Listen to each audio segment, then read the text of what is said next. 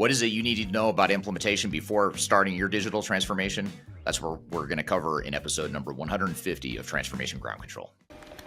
This is Transformation Ground Control, your source for all things business, technology, strategy, and change. If you're growing your business, leading change within your organization, or undertaking any sort of operational or technology change initiative, this podcast is for you. This show covers what you need to know about digital transformation, organizational change, operational improvement, and business growth. 5, 4, 3, 2, 1. And now, here's your host, Eric Kimberling.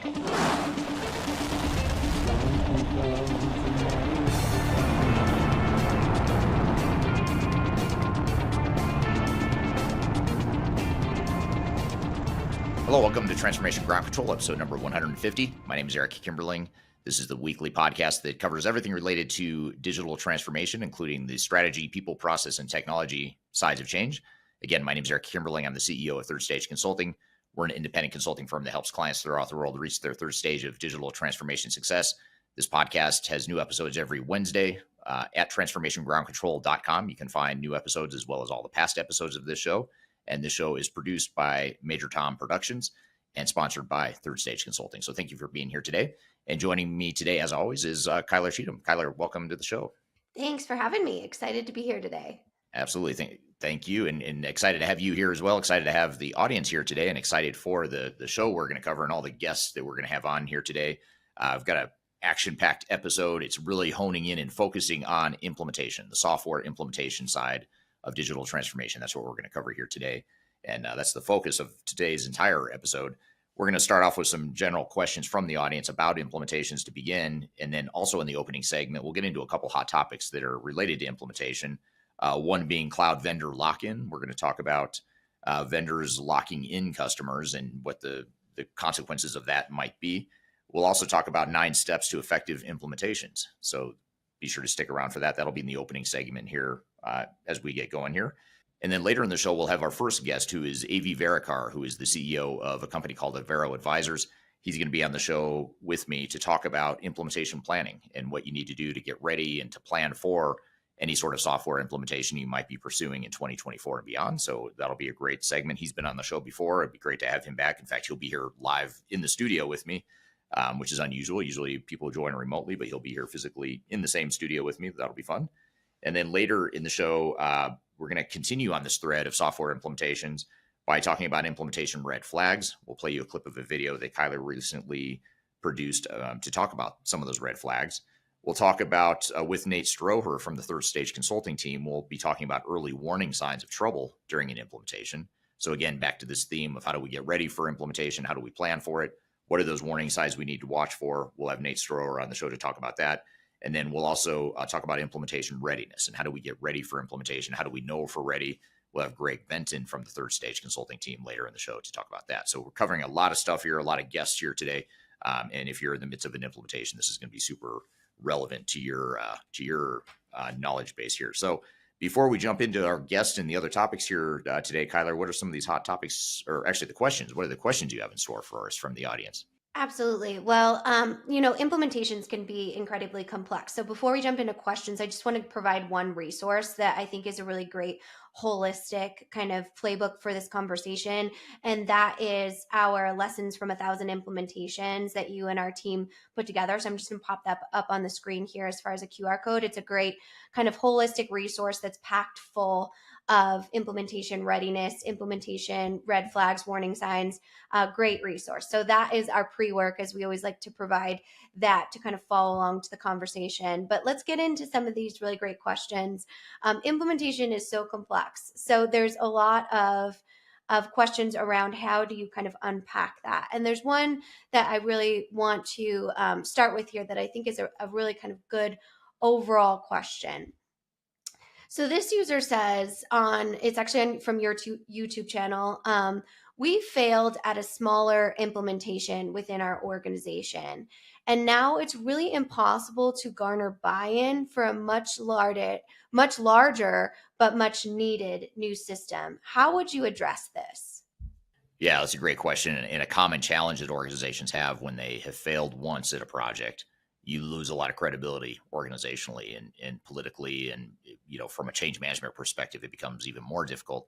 So, I think the key, first of all, is to make sure that you as a team, as a project team, have learned the lessons. What are the lessons from the failure? Why did we fail? And make sure you've taken the time to not dwell on the past necessarily, but to dissect the failure and understand what went wrong so you don't make the same mistakes again.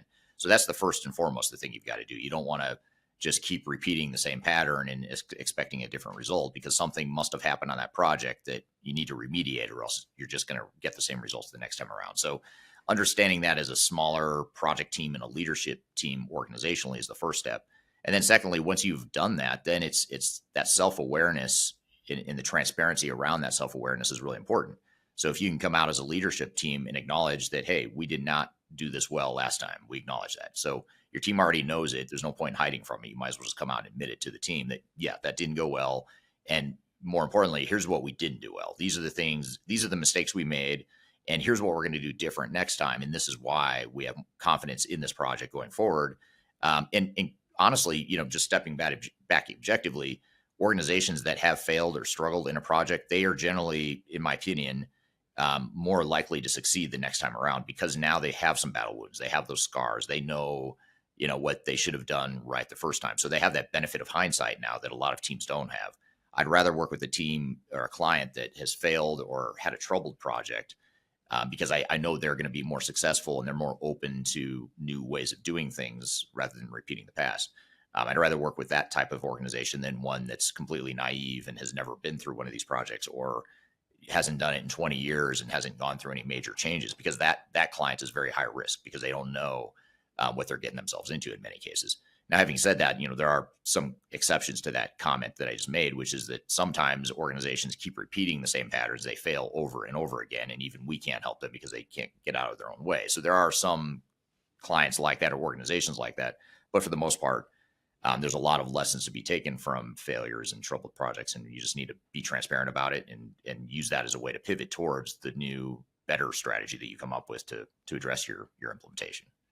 Yeah, that's great insight, Eric. And I love how you put kind of a positive spin on that, because when I first read this question, that was my first thought, is this is actually a really good thing or could be spun into a good thing. But definitely something that you can look at the lessons and learnings around that, but totally understand it can be hard to kind of garner, especially cultural buy-in after a failed implementation. So great question. Another question here, if we're going to talk about implementations, we must talk about agile versus waterfall, right? So this is an interesting question that kind of breaks down that, really polarizing argument when this person actually says, aren't all implementations supposed to be agile? So is waterfall just going away in general and we need to rename it? But I don't think it makes sense to call it agile versus waterfall anymore. What is your reaction to that? Yeah, I'm open to new names for things if there's something different. I don't know what that name is or what. I don't know that we necessarily need another buzzword in the world. There's plenty of those already, especially in this industry. So I'd say that, I don't think either waterfall or agile is going to go away anytime soon, or they shouldn't go away. I think there's a time and place for both approaches.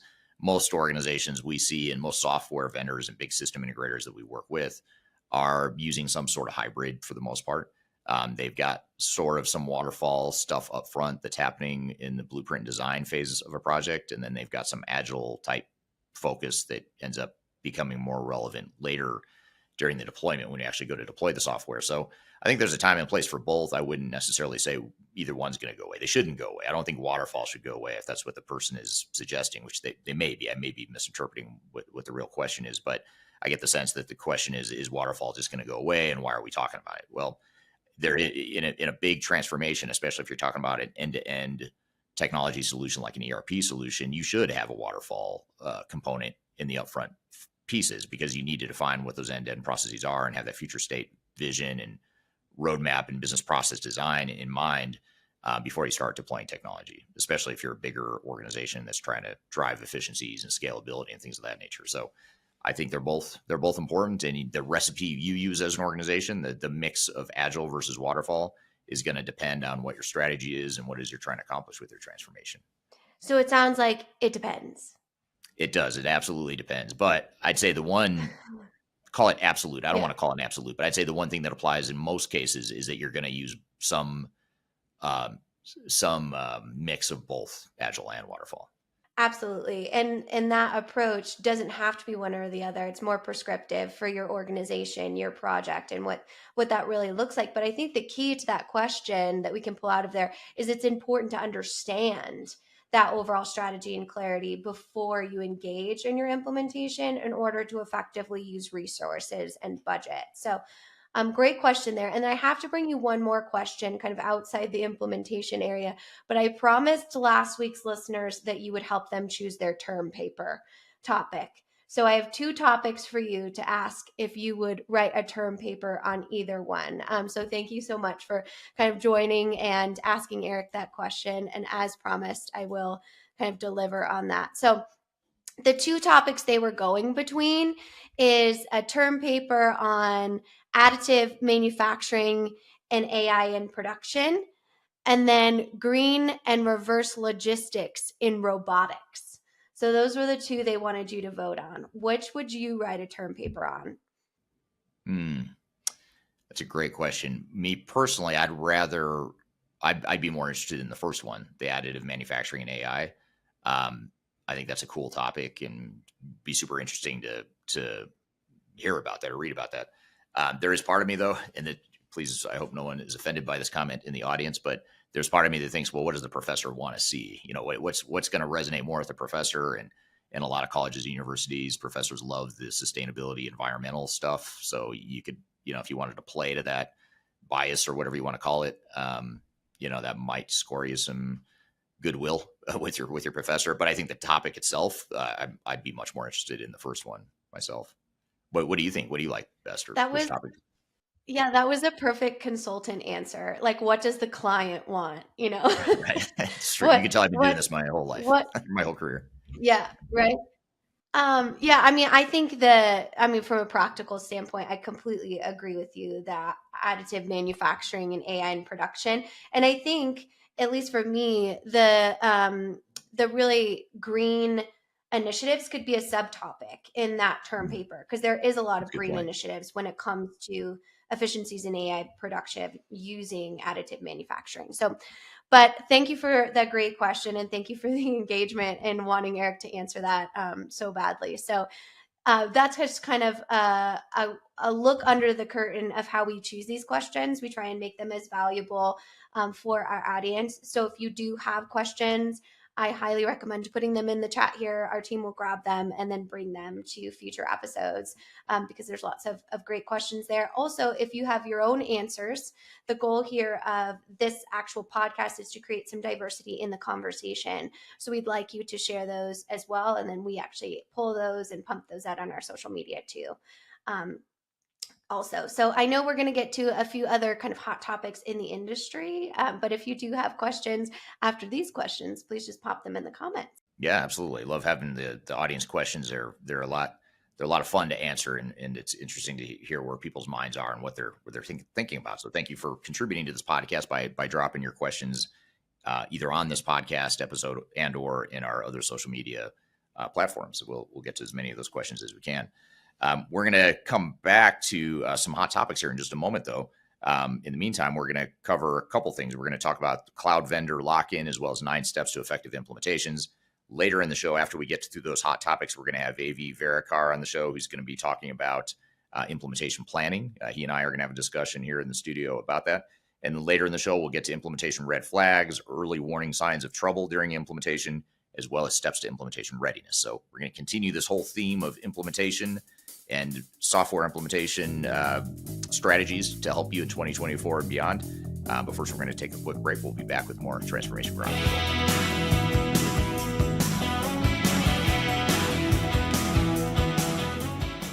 interested in working for a company that truly values your unique skills and experience? Here at Third Stage, we don't hire based on resumes alone. We look at the full candidate, experience, and willingness to provide excellent service for our clients. Within a technology, independent, and agnostic consulting firm, you have the opportunity to learn across industries with a diverse group of clients. Our consultants also have the opportunity to diversify their portfolio and learn across technology systems. If you're interested in joining a high-growth entrepreneurial organization, please reach out to us at work@thirdstage-consulting.com.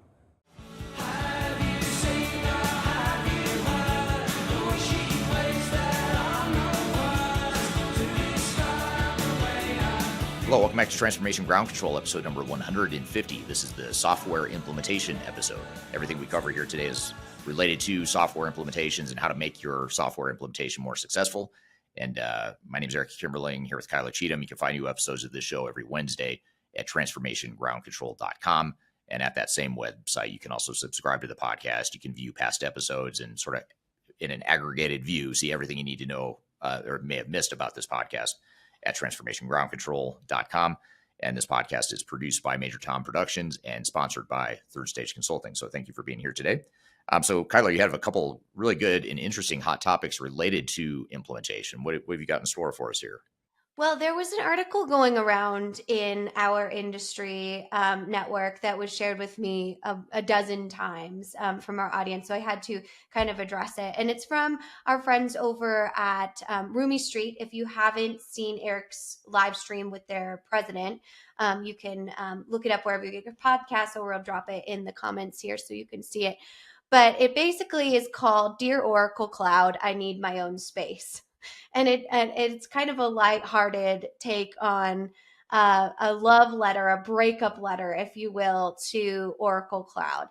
And it starts with, look, it's not you, it's me, type of thing. So it's a great read, but there's some really great tactical pieces in this that I specifically want to talk. And I want to talk about the subcategory, I don't like being smothered.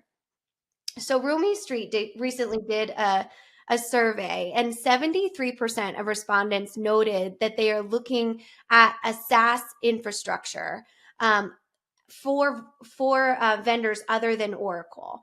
And the reason for that, and we're talking about like Azure, ASW, Google Cloud, those different pieces, and they don't want to be beholden to one cloud because they feel as though they don't want one vendor for everything. They want more diversification around that. And they feel with the bigger vendors, they don't have as much focus on really bigger roadmaps when it comes to cloud technology.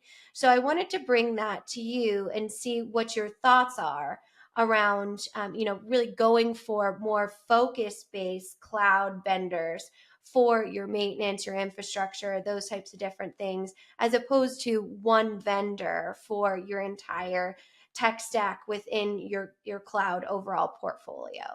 Yeah, there's something to be said about hedging your risk and diversifying your technology. And the reason companies get stuck in vendor lock-in is because their entire operations are driven by that one software solution. And if something changes with that one software solution or that vendor that you don't like, you're stuck. It's harder to get out of it than if you had diversified and you had multiple technologies in place. I think, I know you mentioned the article was written by Roomy Street, who their CEO, as you mentioned, was on this podcast before, which if you go to transformationgroundcontrol.com, you can go look at past episodes to see that one. But in that episode, we talk about, third-party maintenance. And that's something to think about too, is do you need your vendor to provide the software and provide the ongoing maintenance, especially if you are still using some on-prem sorts of solutions?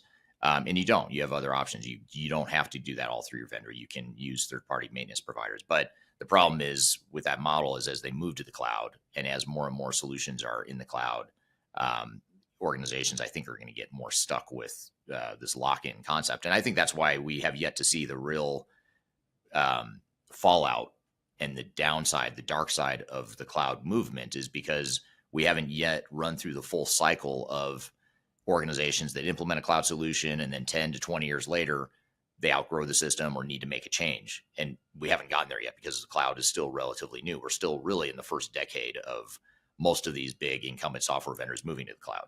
Some vendors like NetSuite and Salesforce, Workday, et cetera, they were already in the cloud, 25 years ago, but that's more an exception than the norm. These other vendors that started off on-prem and are now making the switch to the cloud, they're still in the first decade of doing that. And so we have yet to see the full life cycle of what happens when these big, massive organizations outgrow that system, or there's some sort of misalignment with the way the cloud solution is evolving versus what the business needs are. And that divergence is going to create the need to do something. And that's where I think you'll see and feel the pain of having that vendor lock in, which we might see it on a small scale right now, but we haven't seen it on a big scale by any means. Absolutely. And I think that's the point of this article. It might not even be Oracle, right? It might be, just diversifying your evaluation and understanding that, having the ability to be mindful. So I'll read you the last just sentence here that I think sums it up pretty well. It says, "Let's just be friends. I'm not ready to take our relationship to the next level. While I still like your software, my affection doesn't keep my head in the clouds. I'll keep seeing you, but on my own terms. I hope you can understand and respect my boundaries." So very well said. That's funny. When it comes to sounds like a great article. a software. Oh, it was. I mean, it was. And thank you. I should say thank you for tagging me in it so many times about how we should talk about this, because not only do I learn so much from our audience when you do send me articles, but that made me laugh out loud. So really great content just in general. But let's transition to talking about ERP implementation, this 9-step guide. So I want to take you through kind of what this looks like just real quickly and kind of ask you about these steps when we go into kind of prepare to talk about implementation readiness in your conversation with AV and Greg later in the episode. So these 9 steps, the step 1 is assess your current system. 2 is define the scope and goals.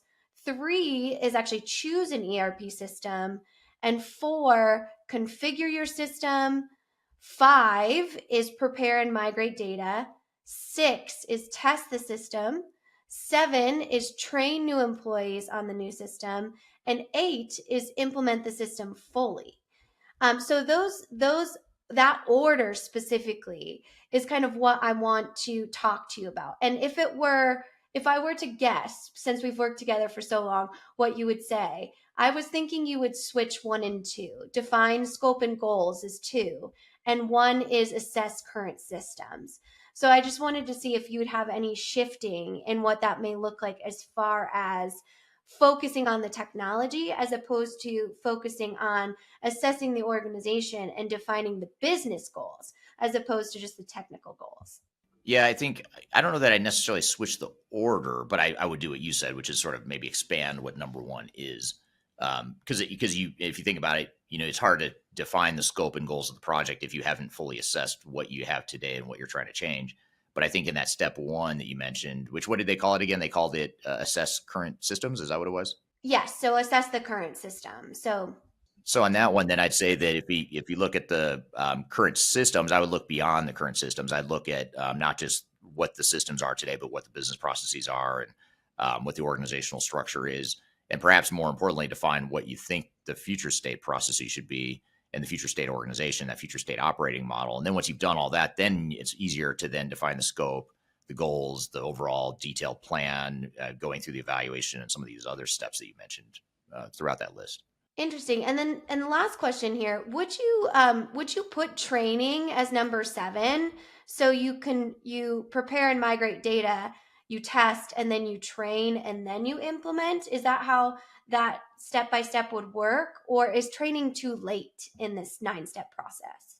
Yeah, I think on its own, it's too late. I think if anything, you might have iterations of training that could start even as early as selecting, as soon as you've selected the software. There's no reason you can't start training some team members on how to use the system and creating as many power users or super users as you can within your own team. I mean, that's something that you really need to have, especially if you're going to operate on a level playing field with your software vendor and outside technology implementers.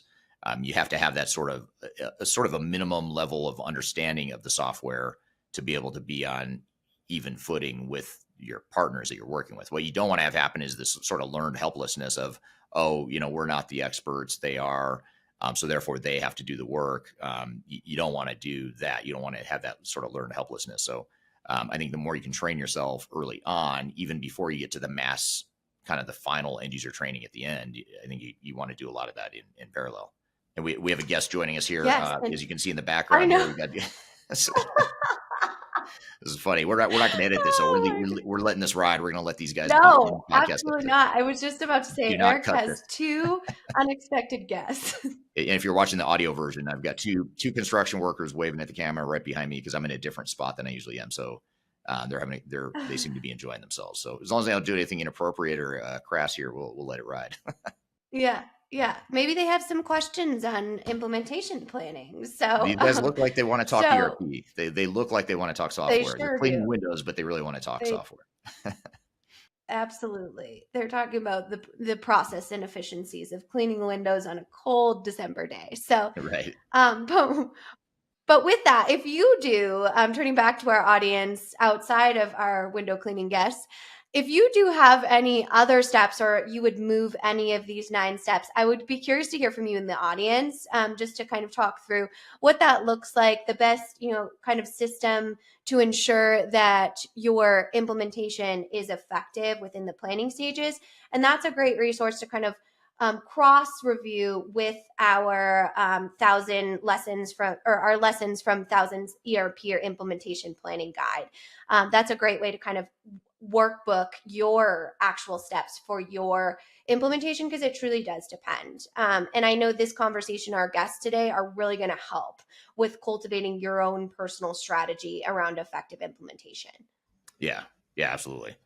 Yeah, well, good. Well, that's a good resource for people to lean into and to draw from, and that sort of leads us into our next segment on implementation planning. Which, by the way, I hate to say it, where the cat's out of the bag. People are going to see how this podcast is made, and they're going to realize, based on what's going on behind me, they're going to realize very quickly that we filmed this episode out of order, and it's going to mess up. So these guys are going to mess up the editing of the video, but that's okay. It's bound to come out at some point that the podcast is not filmed completely sequentially and as neatly as it might look. Our video editor does a good job of making it look that way, but it's not. So anyway, cat's out of the bag now. Now you know how the sausage is made, and now you know how my windows are cleaned as well. But that's a total side note. The real thing I wanted to get to is our next guest. Our first guest is going to be AV Verekar from Avero Advisors. He's going to be on to talk about implementation planning. He and I are going to have a discussion around what you need to do as you think about planning for an implementation in 2024 and beyond. So he'll be on the show here in just a moment. And then later in the show, we'll have a few other segments, a few shorter segments related to implementation that we'll get to as well. We'll talk about implementation red flags with you, Kyler. We'll talk about early warning signs of trouble with Nate Stroeher from the Third Stage Consulting team. And we'll also get into implementation readiness checklist with Greg Benton from the Third Stage Consulting team. So be sure to check that out. And we'll take a quick break here, and we'll be back with more Transformation Ground Control.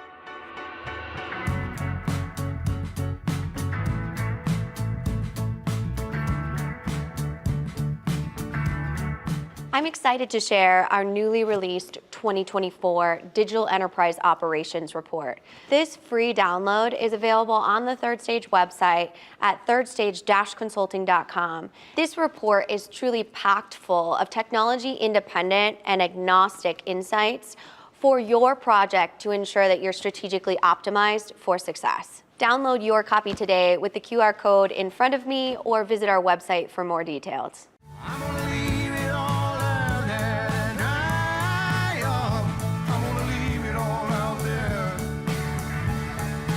Hello, welcome back to Transformation Ground Control, episode number 150. This is the software implementation episode. My name is Eric Kimberling here with Kyla Cheatham, and you can find new episodes of this show every Wednesday at transformationgroundcontrol.com. Be sure to check it out on YouTube, LinkedIn, Facebook, Twitter, or any audio podcast platform you'd like. You can find aggregated platform of all those platforms, this episode or this podcast at transformationgroundcontrol.com. So be sure to check it out there. Excited for our next guest, or our first guest on the show, I should say. This is AV Verekar. He is the CEO of Avero Advisors. He's joining me here in the studio to talk about implementation planning. And we're going to talk a bit about what it is you need to do to get ready for implementation in 2024 and beyond. So with that, AV, thank you for being here today. Thanks for having me. This is I'm glad to be part of the first in studio experience, the Eric Kimberling experience. Is that the next one? No, I'm AV. I'm Abhijit Verekar. I'm the founder and CEO at Avero Advisors. We are an independent digital transformation and ERP consulting firm that focuses on the public sector across the United States.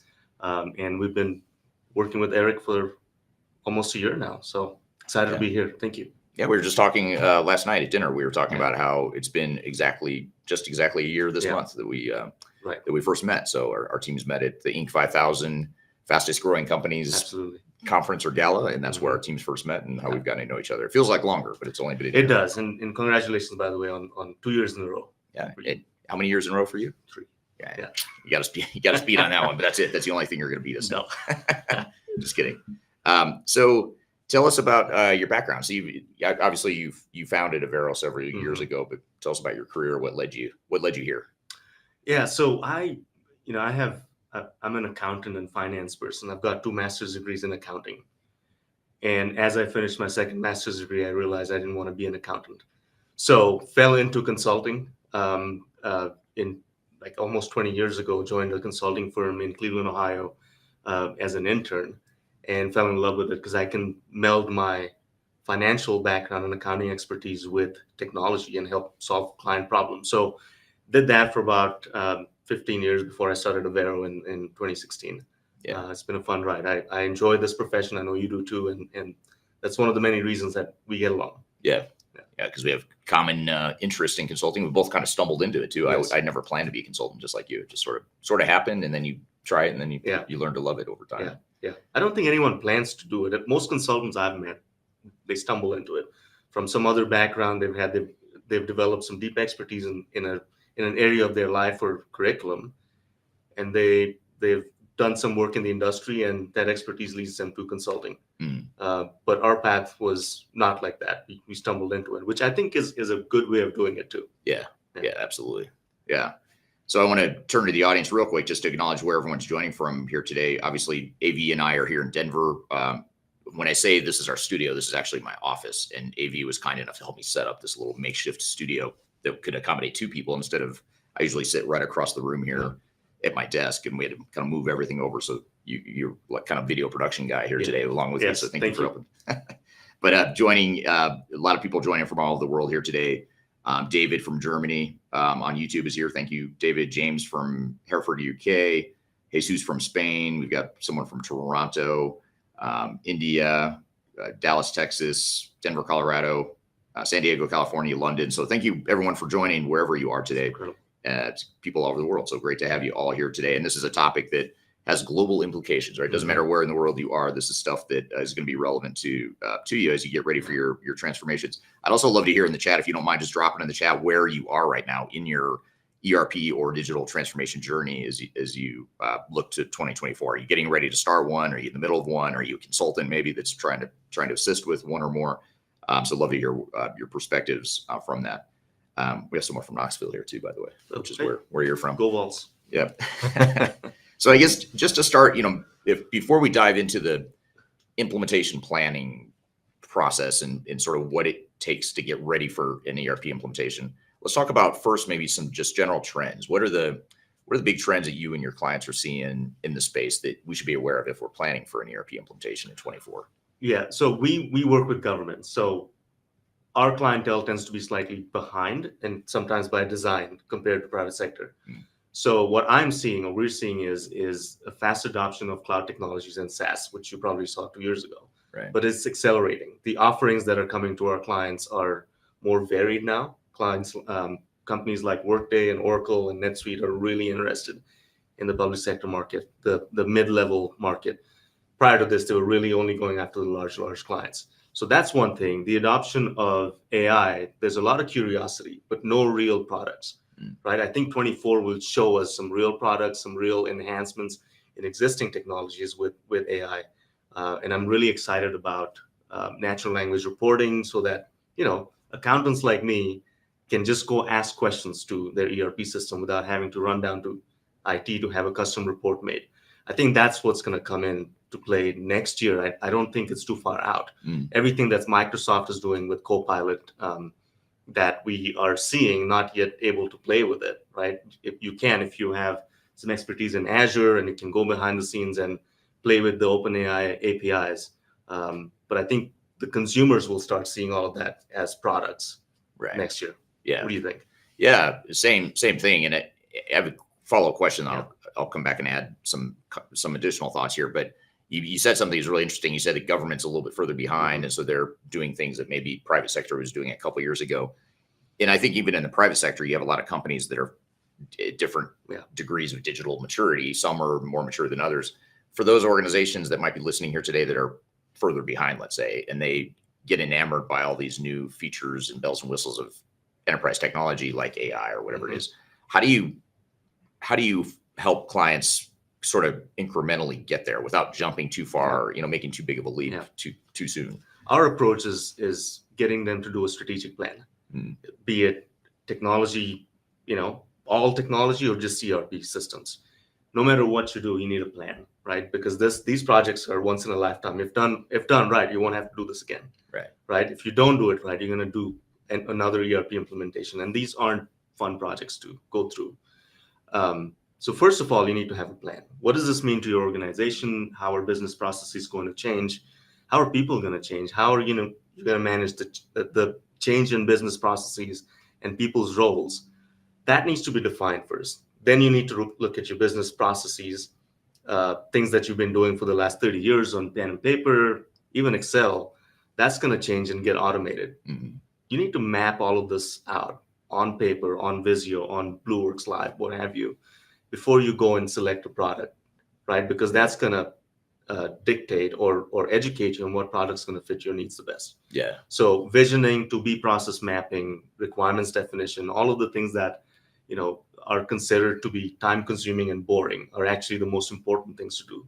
In an ERP implementation. And so many of those boring things that you have to do are prerequisites to getting to the more advanced technologies. Absolutely. So if you think about like AI, you have a client who has, let's say they've got messy data, systems aren't integrated, they're in silos. AI is too big of a jump if you're in that setting. So you've got to figure out in that roadmap, to your point, how do you define your processes to where you've got better data flow, integration of data? Then you can start thinking about AI at that point, once you've got that. But you can't just jump straight to AI. No, and you have to also think about infrastructure, right? It's often overlooked. You want to move from on-premise to the cloud, or go from having a system in your basement to a SaaS product. You can't do that if you have jacked up networking and not good servers and no bandwidth. Right. So there's another layer to that. You have to look at your infrastructure, look at how you're set up, what your bandwidth is, what your failovers are. How are you going to do backup? Because we've seen clouds being hacked, right? Big companies losing data. Google Drive lost data, a couple of weeks ago. So it's not fail-safe. So you always have to have an infrastructure plan that plans for all of these things. Yeah, for sure. It's also, are you seeing any in the public sector? Are you seeing any shifts or trends as it relates to specific software solutions or software providers that are becoming more prominent or less prominent than you've seen in years past? Or what are the trends you're seeing there? Yeah, in the last year or two, we're seeing more involvement by Workday and Oracle in the mid-tier market. And when I say that, there's a few big cities, New York, Denver, San Francisco, what have you, the large metros that are really being served historically by the big software players, right? We haven't seen them come bid on RFPs or chase clients like the city of Knoxville or the city of Cleveland. So tier 2, tier 3 cities are now getting attention from these big players, which is exciting because there was a lack of choice throughout my career in public sector. You saw, mom and pop resellers trying to patch together an SAP implementation without understanding what government does or the business of government. But now companies like Oracle, Workday, Oracle NetSuite is going after smaller clients across the country. They've really thought this out. The gov strategy is pretty strong, and they're giving companies like Tyler Technologies a run for their money in that mid to low section of the market. Right. Yeah. So it's good for the clientele because there's more choice, and they're going to get true SaaS service rather than just something stuck in the cloud. Yeah. We're seeing the same thing in other verticals too in the private sector. SAP is another example. Yeah. SAP with S4HANA now is going down market. They're with the Grow platform. They're trying to take S4HANA and scale it down for the mid market. So it's really interesting for any organization that's a mid-tier, mid-sized organization. They've got a lot of options, both the big players coming down market to support their needs, and then the smaller NetSuites of the world or whatever vendors that typically focus on the space.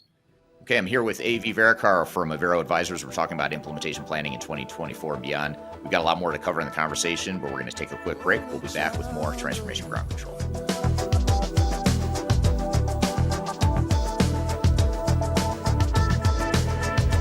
If you are aiming for transformation success, turn to Third Stage Consulting Group.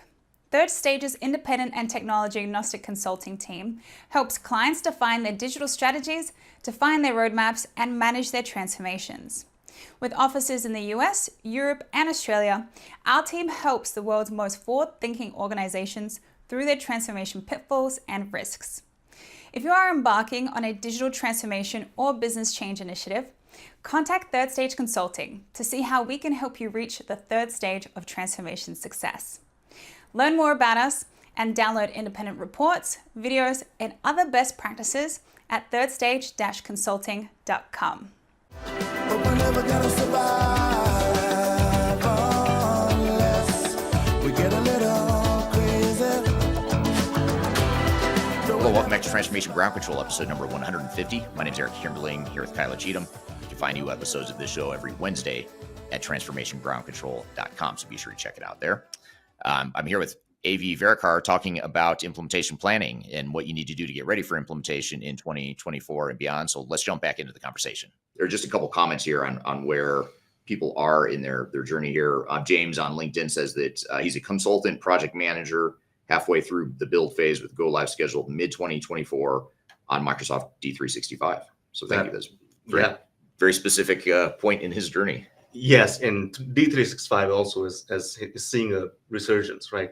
Yeah. I'm sure you're seeing that too. Just like S4HANA, SAP Cloud, D365 is making a resurgence. Yeah. So all good news for our clients. Yeah, lots of options for sure, but very different options too. A lot of these vendors you're talking about, Workday, Oracle, Oracle Fusion, Oracle NetSuite, SAP, D365. These are all Workday. These are all very different solutions. Yes. So it's interesting. You have a lot of good options that are very different. Yeah. Here's a question from or a comment here from Oscar on LinkedIn. Oscar says, I found that many clients don't plan their business transformation projects sufficiently. They're not mapping business processes sufficiently. They don't have any change management in place ahead of the system implementation and tend to have resistance from the business to change. And so I'll pop the comment here up on the screen so everyone can see it. Thank you, Oscar, for that great comment. You talked about business process already and how important that is to get ready for your overall roadmap and using that as sort of a baseline for how you're going to deploy new technology. We haven't talked yet about change management. How does change management fit into what you were describing earlier about having that blueprint in the business process? It's extremely important. The first thing you need to do is talk to your users, people that are going to be using this system. And I've run into a few situations where, for example, this client is going from PeopleSoft to Oracle HCM in the cloud, PeopleSoft on-prem, Oracle HCM in the cloud. And they're considering this an upgrade. It's just an upgrade. We're just going to, get Oracle or a reseller to come in and do an upgrade. And when asked if you've talked to your HR department or your largest departments, and the answer was no, why should I talk to them? Because their requirements are pie in the sky was the answer. So that's a wrong approach to OCM because you're going to run into a problem here pretty quickly when you unleash this new system on users. So change management starts from the time that you decide to switch systems or upgrade systems because your end users need to be involved. Mm-hmm. You can't just run this as a CIO or CTO from your office without talking to the end users. That's step one. And throughout the implementation, you have to do, there's a lot of theories about change management and they're all useful, but the most useful thing is talking to people like they're people and understanding that any change is going to upend their lives. Because a lot of people are very invested in the work they do and have been doing great work using older systems and patch together Excel sheets for a long time. So you have to be considerate of what they're about to go through. Yeah. And I think that's the best approach to change management. Yeah.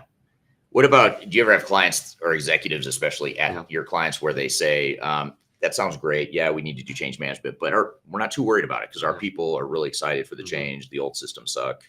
New system's great. They want this new system. So yeah, we might do a little bit of change management. We don't really need to. Do you hear that from executives? All the time. All the time.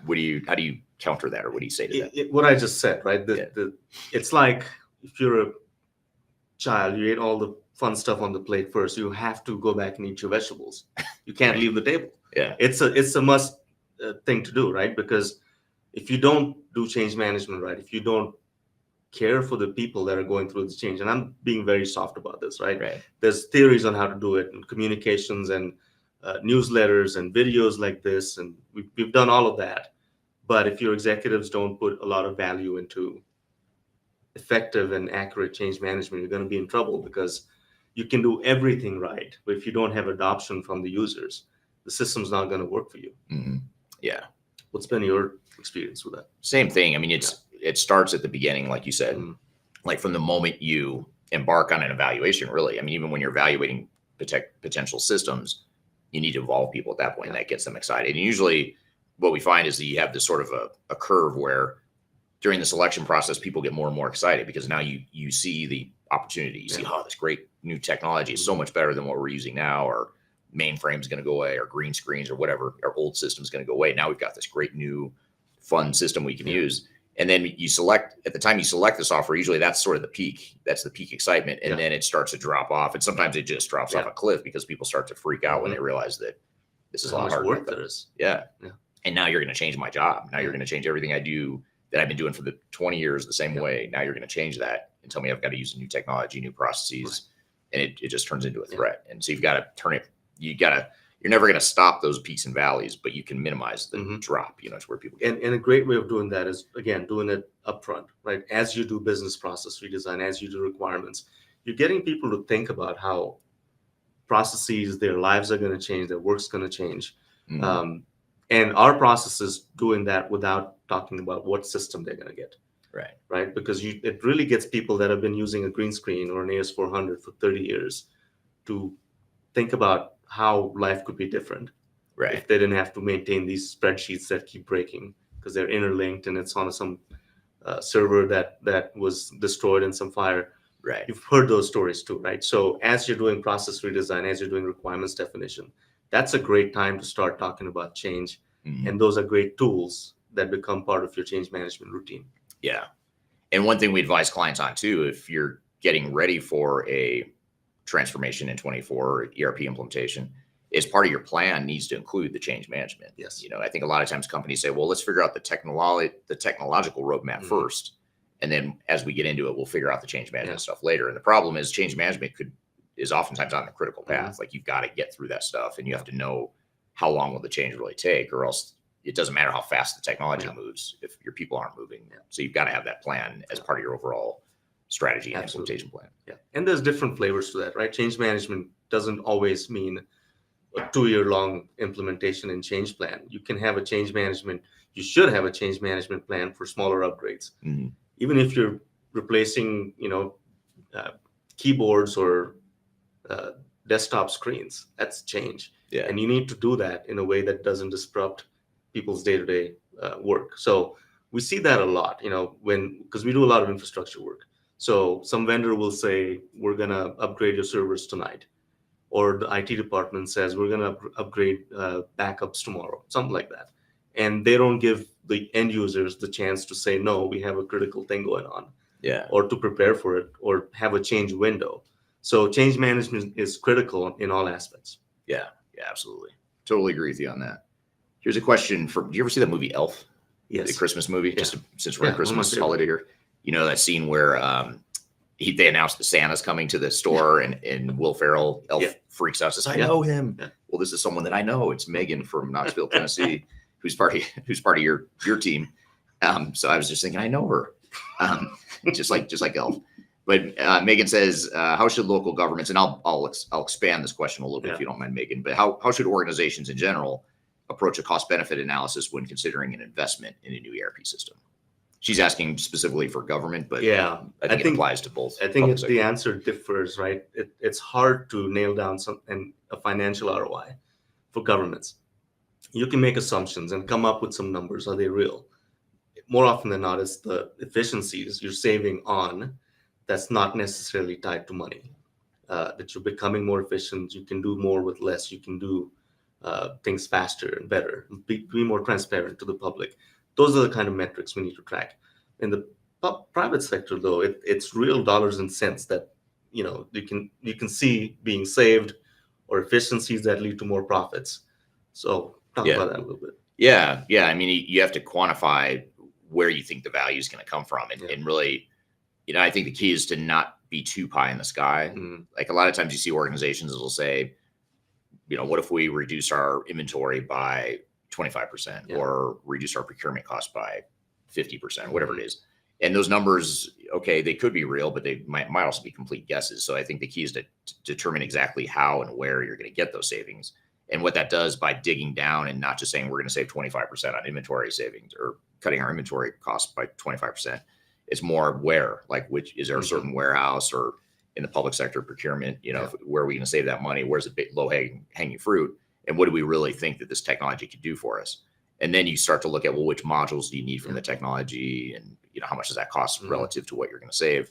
And that really helps you prioritize too in that roadmap as you think about the planning phases of knowing you're not going to bite off everything all at once. You're going to presumably do kind of a phased approach. And this helps you prioritize quite a bit by specifying exactly where you're going to get the savings. But also, one step further, I would say that you should also have that benefits realization plan too, of who's, how are you going to get it? Who's accountable for those savings, and what are you going to do to optimize the value? I think defining what a return means to you in this ERP scenario is important.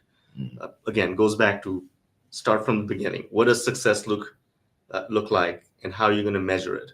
Right. If you have that definition from the get-go, that becomes your goal. That becomes part of the vision, and becomes part of like the guiding light as you go through a difficult implementation. Yeah, absolutely. And if you don't have that guiding light, then when you get into tough decisions that are difficult to make, like should we customize this little piece of the software? I don't know. Customization is generally viewed as bad in the industry or in these projects, but it might be good if it adds material value to what you can get out of the system. Okay, I'm here with A.V. Verekar from Avero Advisors. We're talking about implementation planning in 2024 and beyond. We've got a lot more to cover in the conversation, but we're going to take a quick break. We'll be back with more Transformation Ground Control. When I wake up, well, I know I'm gonna be the man who wakes up next to you. When I go out. If you are aiming for transformation success, turn to Third Stage Consulting Group. Third Stage's independent and technology-agnostic consulting team helps clients define their digital strategies, define their roadmaps, and manage their transformations. With offices in the US, Europe, and Australia, our team helps the world's most forward-thinking organizations through their transformation pitfalls and risks. If you are embarking on a digital transformation or business change initiative, contact Third Stage Consulting to see how we can help you reach the third stage of transformation success. Learn more about us and download independent reports, videos, and other best practices at thirdstageconsulting.com.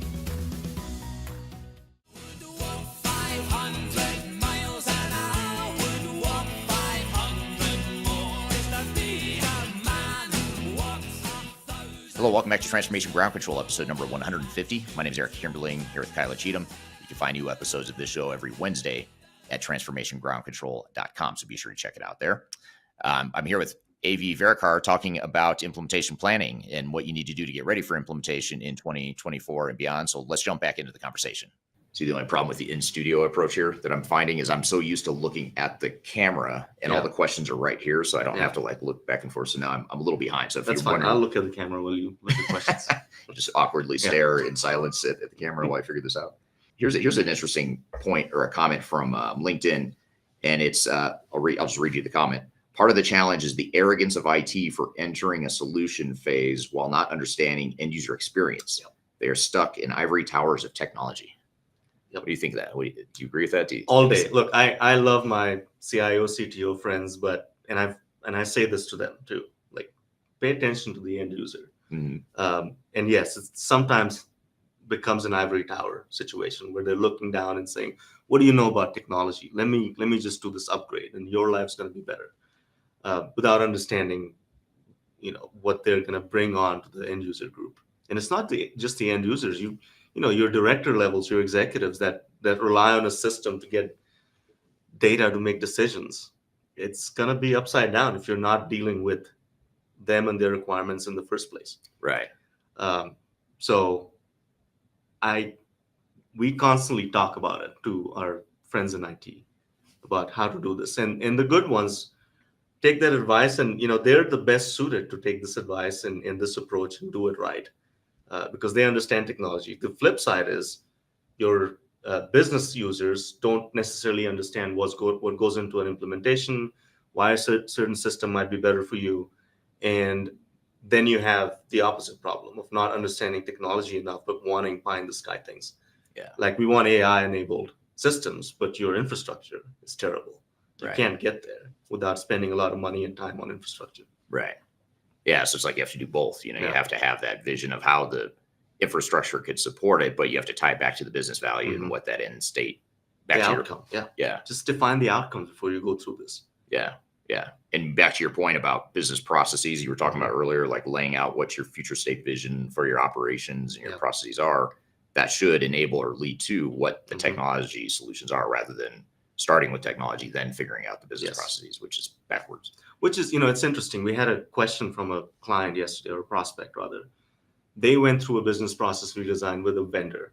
So their incumbent vendor, which is, in the K through 12 space, they're like legacy dinosaurs, and I'm not going to name them, but they went through a business process redesign with this vendor who they're considering getting rid of.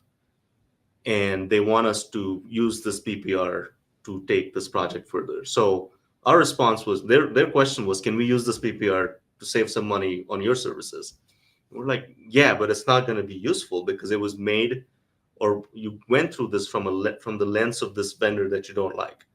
So the BPR is focused on how can we make this product work for you, or how can we make you work for the product. So it's upside down. BPR should be done without thinking about what product you're going to come implement.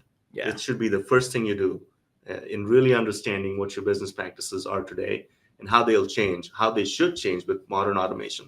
And that's where we come in, right? We can tell our clients that, these 7 steps you do in the PO process are now done automatically. You just cancel that whole lane over there. Yeah. And this is now automated. Therefore, it saves you 2 days of manual labor.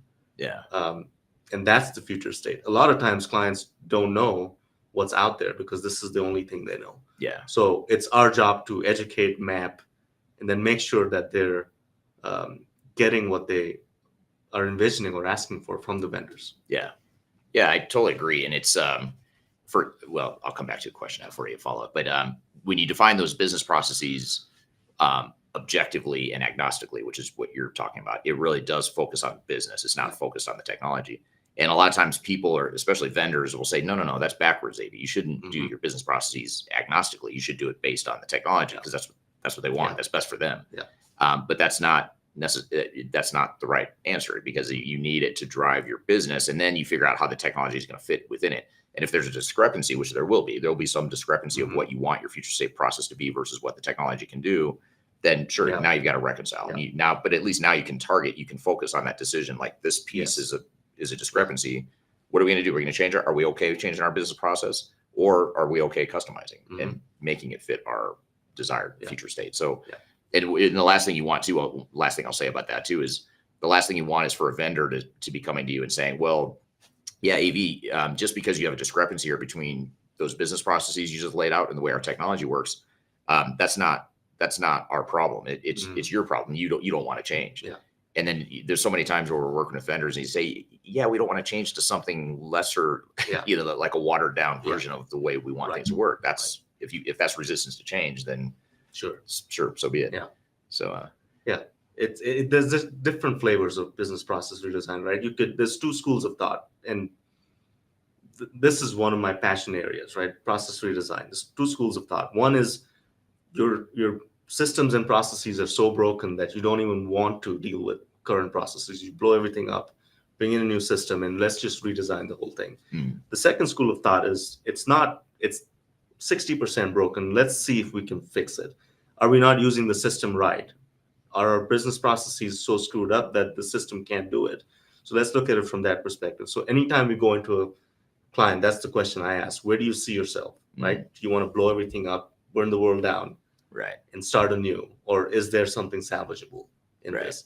And the approach then depends on where we are. Yeah. Based on our assumptions and assessment, what the client thinks what stage they're in. So different flavors. Yeah.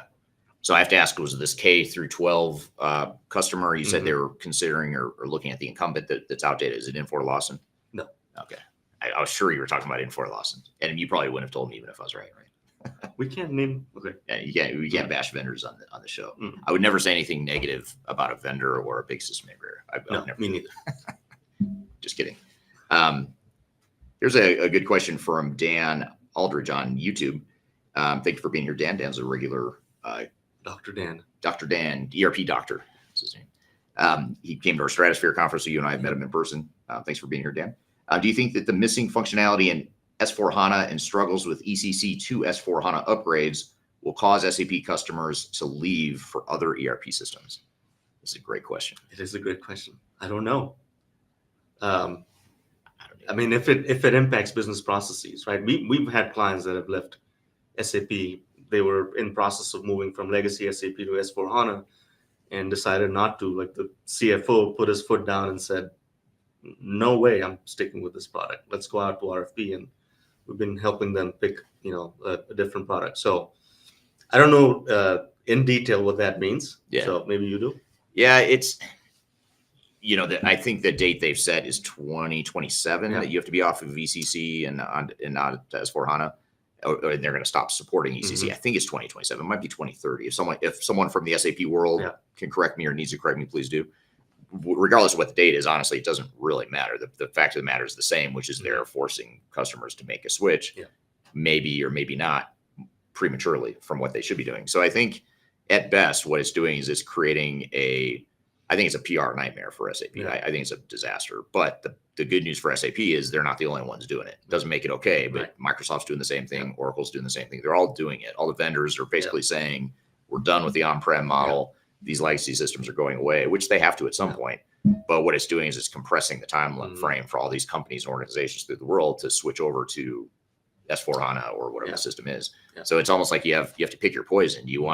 Are you that pissed off at SAP for them forcing you that you're going to go find another vendor that's also doing the same thing as their customers? I think that's the luxury SAP has. And I think that's a problem in the industry, honestly. I think some are handling it better than others, right? There's a way to sunset older systems. It's a fact of life. But let's take, for example, the whole Kronos UKG transition, right? UKG buys Kronos, and what they've done is, and this is not bashing, these are true stories. They, at least to this one client of ours, it was sold as an upgrade. It's just a sticker change. Nothing's going to change for you. We're going to go from calling it Kronos to calling it UKG. Couldn't be farther from the truth. It was a brand new implementation with a third party involved, and they didn't look at any of the documentation. And the kickoff meeting started with, tell me what your vision is for the future of your department, or something like that. It was like, what? Now, this is a new implementation? You said it was an upgrade or just a sticker change. So that one has not been well managed. And it's not just one client. Anywhere you go, you hear the same thing. Right. And it comes down to who it is that's charged with the implementation, right? The third party that they're bringing in to implement the solution are not very good. And it's giving them a bad rep, right? And a good point to be made there is Kronos was always in the cloud, especially at this client of ours. It's not moving from on-prem to the cloud. It's just moving to a different platform, but that wasn't made transparent. It's often sold as a lift and shift. It is. You're just moving. We're doing some things behind the scenes, but S4HANA, ECC to S4HANA is the same thing. It's a totally different system. It's a different architecture, different database structure, different user interface. But at the same time, I guess the caveat to that is there is some tribal knowledge benefit that you have that some similarities, I guess you'd say, from ECC to S/4HANA. Not enough to justify it being an easy upgrade by any means, but there is some value in something to be said with sticking with it. And I think that's what a lot of these bigger organizations struggle with, is you have so much tribal knowledge and deep competency in a certain product like ECC, it's hard to justify going completely abandoning that and going in a totally different direction. But I think the communication and management of that change is the key, because Kronos was about to be, officially it's being sunset Q1 of next year, of 24. Right. But no client is ready with UKG, as far as I know. Right. So that date is kind of fuzzy, right? And our advice for our client is push back. If this thing isn't ready, what are you going to do? Not pay 3,000 people on that day? That's not acceptable. So the vendor community needs to do better with the sunset plans in general. Yeah, totally agree. And managing expectations and also just being empathetic with their clients. I think that's where a lot of vendors, I don't know if I showed the question or not yet, or if I've gotten to the question, but someone in the chat used the word arrogance. I think maybe they're talking about, it might have been a different question, but I think the vendors, and SAP is one of the vendors where I think there's a certain amount of arrogance that they have, and sort of disregard for customer needs, and saying, and it's all about them. It's like, we need to get off this legacy system, therefore you need to get off the system, and we're basically going to hold a gun to your head and tell you you've got to switch now. And if you think about it from a business perspective, it's a smart gamble on SAP's part, I guess, because they're going to get most customers, if not an overwhelming majority, are going to switch over to S/4HANA. So it'll probably work. They might lose some customers. There might be some collateral damage along the way, but I think most customers will probably end up switching, and they'll end up better off for it financially. I don't know that the customers will, but SAP will definitely end up better off for it. So here's an interesting question from Ryan on LinkedIn, and he asked the question: what strategies do you recommend for ensuring scalability in ERP systems as a company or an organization grows? Like, are there, in other words, when you're implementing a new system, maybe to add to this a little bit, how do you plan for the future? You implement what you need today, but how do you ensure that it's what you need tomorrow as you grow and change as an organization? I think it's easier with SaaS, right? In the cloud, you don't have infrastructure issues, so it's easier to grow, but you still need to plan for it. In the public sector, it's easier. Organizations don't change that much. They might add 100 people over 20 years. But generally it's frowned upon to add headcounts to governments. So, and the operation doesn't themselves change unless you're doing something really strategically critical, like merging two cities or making a city-county organization. That's when you really have to think about systems and how they're going to merge and scale.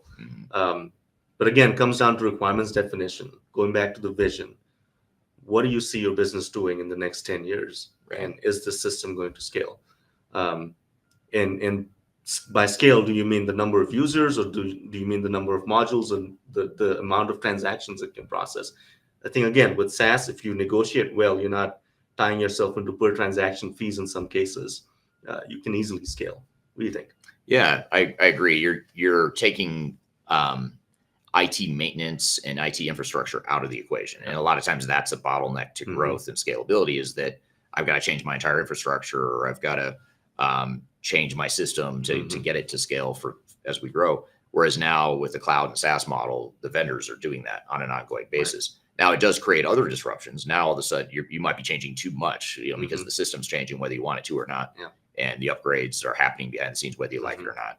So that's the bigger issue, back to the change management discussion. That's what you've got to manage now. So you solved one problem of scalability, which is that IT maintenance infrastructure side of things. But now you've created a new problem with scalability, which is now there's more shocks to the system and more change that you have to go through as an organization, for better or for worse.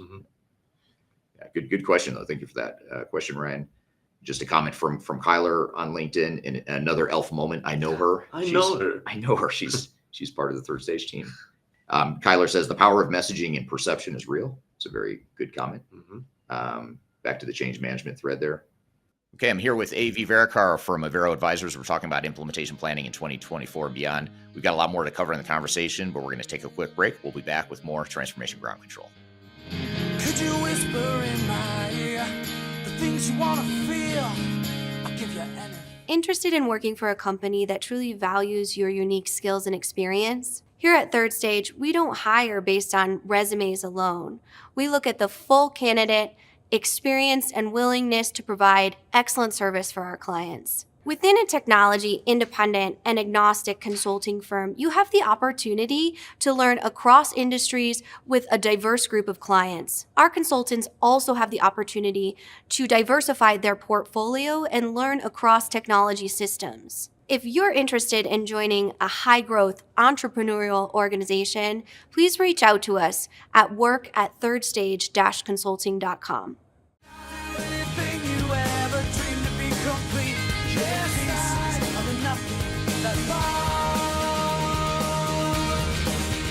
Hello, welcome back to Transformation Ground Control, episode number 150. My name is Eric Kimberling, here with Cheatham. You can find new episodes of this show every Wednesday at transformationgroundcontrol.com, so be sure to check it out there. I'm here with AV Verekar talking about implementation planning and what you need to do to get ready for implementation in 2024 and beyond. So let's jump back into the conversation. Here's an interesting question from Mackenzie on LinkedIn. Mackenzie says, what is your favorite example of the long-term benefits of successful change management on the efficiency and effectiveness of public sector organizations? So I'll read it again because it's a good question. It's just there's a lot there. What is your favorite example of long-term benefits of successful change management on the efficiency and effectiveness of a public sector organization? Yeah, it's easy for me. Our first and my favorite client, Blount County, Tennessee. Like we started with their RFP was, I think, 3 words long. We need help with computers, is what it said. I'm exaggerating. It was simple. So when we were picked, the first thing we did was create a long-term plan. What we found was, they had a CIO that was there for 30 plus years that had abruptly left, went somewhere else. There was no training, no documentation, and the whole county ran on this AS400 system that he had built himself. And again, there was nothing documented. It was IBM series that hadn't been kept up for licensing. So they could have been hit with some, ransomware for sure, but also license avoidance fees or what have you. So we had a long-term plan. We created a 5-year plan for them, went to their council and commissions and sought the funding, convinced everybody that they need to spend money on this, otherwise they're going to be in deep trouble. And it took us 5 years to get from point A to point Z. And along the way, we upgraded everything from their networking gear to their wiring to fiber optics to how they do backups, taking major systems to the cloud and replacing the main ERP system from the green screen to something in the cloud, SaaS-based, all within 5 years. So that's at the speed of lightning for government. But along the way, it was successful because there was buy-in from the top to the bottom. Everybody was ready for change, and we did it right. We had good communications, we had good buy-in, we had good expectation management. Of course, it was bumpy at times, but I think that's the best example I can think of where we've done this right. Yeah.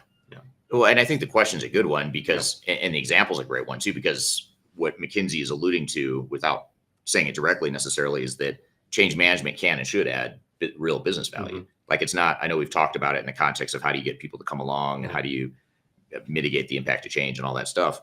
But at the end of the day, it's not just about making people feel good. It's about the real business value. And I think that's what a lot of executives don't understand is it's not like we're just advocating, you and I are not advocating change management just because people are going to feel good.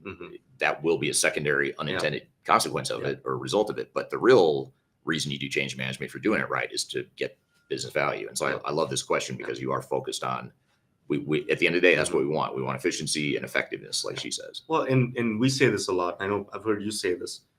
These aren't technology. I mean, it's a tech project, but it's a people project first, right? Technology is a tool. So this is where the ivory tower comes in, right? Where you just get thrown a piece of technology from up there for people to use, and it doesn't work. These are people problems, and that's why consultants like us find success because we're good at dealing with people. Right. Yeah. Absolutely. Good stuff. I love all the change management questions coming in here too. Here's a interesting question again from Kyler here. Knowing that Eric and AV study failures, can you share some main themes you see in implementations that are headed for failure? And this is a great question because I know we're talking about implementation planning, right? So if we sort of back up and predict the future and look at any current situation or a client that's early in a process in the planning phases, what are some of the mistakes that they make in that early? Because a lot of the mistakes are made early on and then they just materialize and then you feel the pain a year later or whatever. So what are those common mistakes or failure points? I think number one is rushing into a decision is a big. You might have a pot of money, and for our clients in the public sector, there's dates associated with funding, right? You got a grant from something, you have ARPA funds, you got a special grant from the state, and it needs to be spent by a certain day.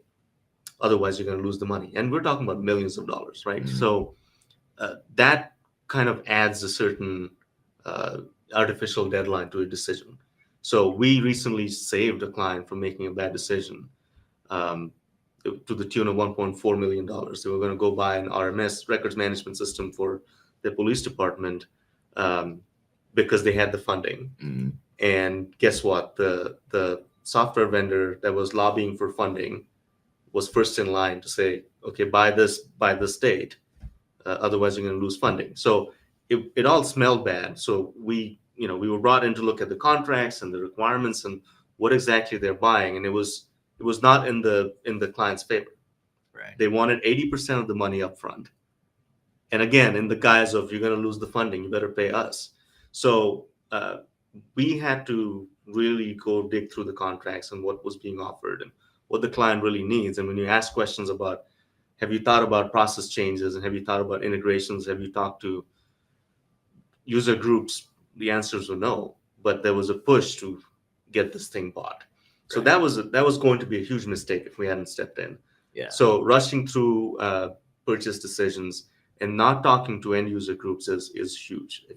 You can't just make decisions in a silo in IT. Yeah, totally agree. And back to the rushing decisions, I know you've got the funding issue that you talk about, that a lot of public and private sector companies have. They have a budget within a certain time frame that they've got to spend it.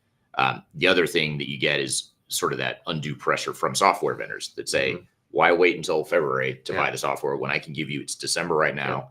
I can give deal. And I bet we're seeing a lot of that right now, actually, in December. It's the end of year end of fiscal year for a lot of software vendors, and they're trying to hit their numbers. So they'll give you a sweet deal if you buy a bunch of software that you may or may not need. They'll give you a great deal on the discount. And without really understanding what you're getting, what you need, are you even going to deploy that software anytime soon? That's the kind of stuff that you've got to watch for. And what we find too is the potential savings you get from making a decision faster. And the software vendors are going to hate that I'm saying this, but that money you save is usually not worth the risk you're taking on in the implementation. So the cost of not doing due diligence and process design and change management is worse than those discounts you can get. Yeah, and that's why you have to look at we're all human. We all have economic self-interest.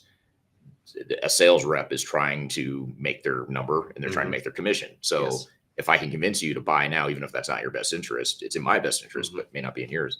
You just have to, they're not bad people necessarily. No. You just have to recognize it for what it is. Yeah. Good stuff. I think another, we talked about change management. Change management's a big failure point as you get into planning. Another one too is it sort of aligns with what you're saying about not rushing in and not making decisions too quickly. The other one is gosh, I just lost my train of thought. The expectation setting, having realistic expectations for what is this plan really going to take? If a software vendor comes to you with a proposal and says we can deploy Workday in 12 months, is that real? I mean, theoretically, maybe you could do it in 12 months, but is that really going to work for your organization? It's sort of taking the time to pick it apart and say, maybe 12 months needs to become 18 months, not because we want to be slow or delay a project, but because 12 months was never realistic. So let's create a plan and align that plan with more realistic expectations. And then that ultimately will serve you well going forward. You need to define what done means to you, right? At the outset. What does go live mean? Because the vendor will tell you, we can get this live in 6 months. Of course you can. Is it going to be useful to our clients? Probably not. Right. So if you can't just go by, all the lights turn green, so that means we're live. The definition of go live needs to be the client's definition of go live. What does it mean? And it's not one thing. You have to have 10 things mapped out and the final punch list, so to speak, right? It needs to be defined by the client, not the vendors. Right. Yeah, absolutely. With vendor input, of course, you can use the Of course, vendors' yes. Yeah, yeah. proposals as input, but it shouldn't be the end all be all answer to how you're going to deploy. Right. And we've seen that, people get stuck to a go live date, but that was defined 2 years ago because that's what they said. And from a vendor perspective, I get it. You need to deploy, implement, and get out of there so that you can start charging maintenance. But reality is different, right? Things come up, elections happen, budgets change, natural disasters, acquisitions in the private sector. And so my point is, go live dates set early on in the implementation work plan need to be fuzzy, because as you get closer, you're going to see clearly if it's going to work or not, right? And how that date needs to change. Yeah. So I think that's a big part of change management and stakeholder expectation management, because you're reporting to boards, reporting to councils that will question you. Why is this date changing all the time? And you can't be in this space where we have to stick to it because we said that certain thing 2 months ago or 2 years ago. Right. Yeah. Be flexible. Yeah. You can't just be that hell bent on hitting a date because you said those dates. Now, ideally, you get pretty close to, and you're realistic to begin with. You don't want to be completely arbitrary about it, but you also need to be realistic that like you said, you're going to learn more along the way. Things are going to happen along the way. And then how do you pivot and make sure you catch it? I think that's the key, is you need to know. It shouldn't come up on 30 days from go live and you're like, oh gosh, this isn't going to happen. You should know months before or whatever that date's not going to work. Let's shift it now before we get too close to it. Because then people start to panic, and that's where you get real change management issues. You get a lot of political, internal fighting and stuff like that, or doubt on the project. It creates a lot of skepticism. So you don't want it to be a surprise. You want to be, proactive about it, but also recognize. That's where third party project management PMO team comes into play, right? Everybody has their day jobs on the client side.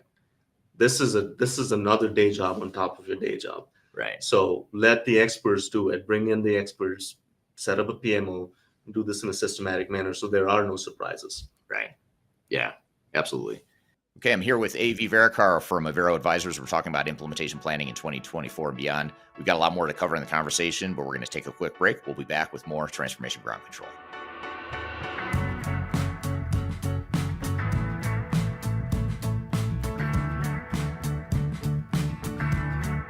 I'm excited to share our newly released 2024 Digital Enterprise Operations Report.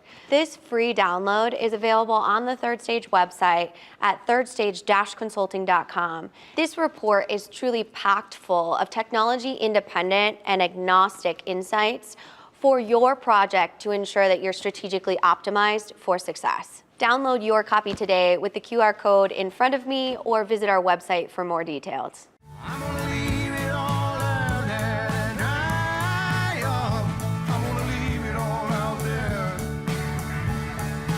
Hello, welcome back to Transformation Ground Control, episode number 150. My name is Eric Kimberling, here with Kyla Cheatham.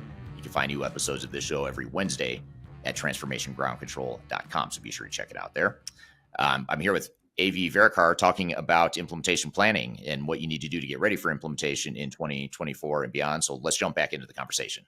Here's a question I love. This is from Sam Graham, who's another regular listener on the show. So thank you for joining, Sam. I believe he's in Spain, I know he's from Spain. I don't know if that's where he's at right this minute, but Sam from Spain says, do many organizations still think that ERP is an IT system or an IT project, I should say? Yeah.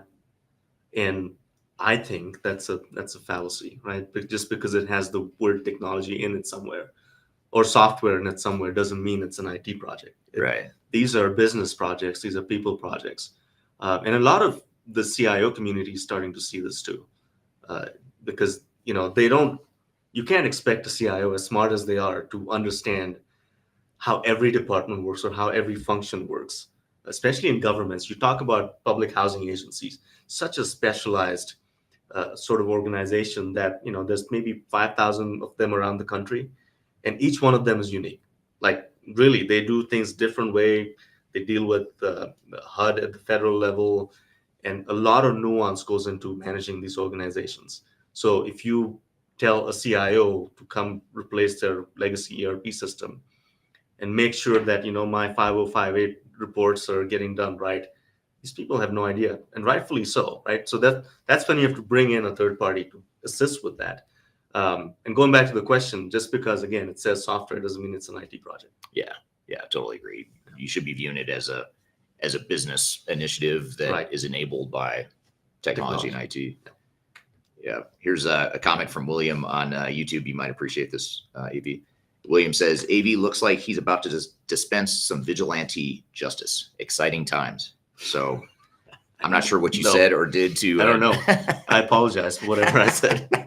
I think he likes it. I think he means it as a compliment. I don't know. But I thought that was a funny comment. Here's a comment from LinkedIn, just more of a follow-up to the SAP migration discussion or thread earlier.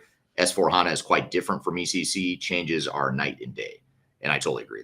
They are, back to your point, not just SAP, by the way, but a lot of these systems, D365 compared to Microsoft Dynamics. I mean, those are big material changes, entirely new systems that you're dealing with. And it's not a lift and shift. It's not an upgrade. It's a re-implementation of new technology, even if it's the same vendor. Here's a question. I'll broaden it a little bit. This is from Sam Graham as well. I'm going to broaden his question a bit. I'm going to change his question a bit and stick to the original intent. He says, are there enough experienced consultants out there to support the move? He's asking for the move to S/4HANA within that time frame. But let's just talk software vendors in general. All these software vendors that have these, call it arbitrary deadlines to sunset their legacy products. Are there enough technical consultants and technologists to help do it in that compressed time frame? Yeah, I don't know. So for the first time today, we're going to say it depends. I know it took us a long time to get to it. Yeah. Depends on what the definition of consultant is, right? There's consultants like us that are not necessarily experts at a particular technology at the core. Like we're not going to go configure systems. Right. So when it comes to those kind of consultants, if you go on SAP's website or Yardi's or whoever's, thousands of resellers and partners. Right. But how many of them are good?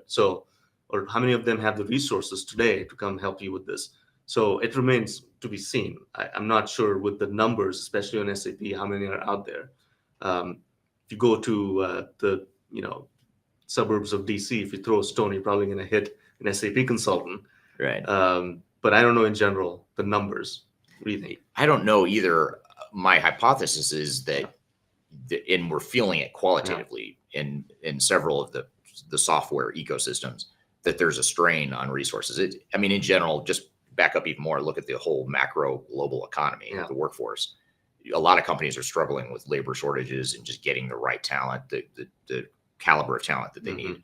When you look at technology and you add this perfect storm of all these mass upgrades to cloud solutions, now you're putting even more of a strain on that. So I think there's enough data points to point to the fact that there is a strain and will continue to be a strain on finding good resources. And that's even more reason why, back to the planning and the implementation timeframe, you want to add some buffer there because, maybe in a perfect world, it could be 12 months or whatever the number is. But given labor shortages and other factors that we've talked about in this conversation, maybe it should be 18 months. And so I think you just have to take that into consideration, that this isn't a perfect world. This isn't a state of a utopia where you're going to get all the resources you need when you need them. And by the way, not just from the software vendors, you're also talking about the internal resources you need from your own organization, which is a whole nother can of worms that we haven't really touched on. Is how do you make sure that you have the right amount of commitment and that the software vendor isn't taking over the product for you, and that you're sort of equal partners with them in that project. And again, it goes back to beating a dead horse, but planning and really thinking about change management and how you want this project structured.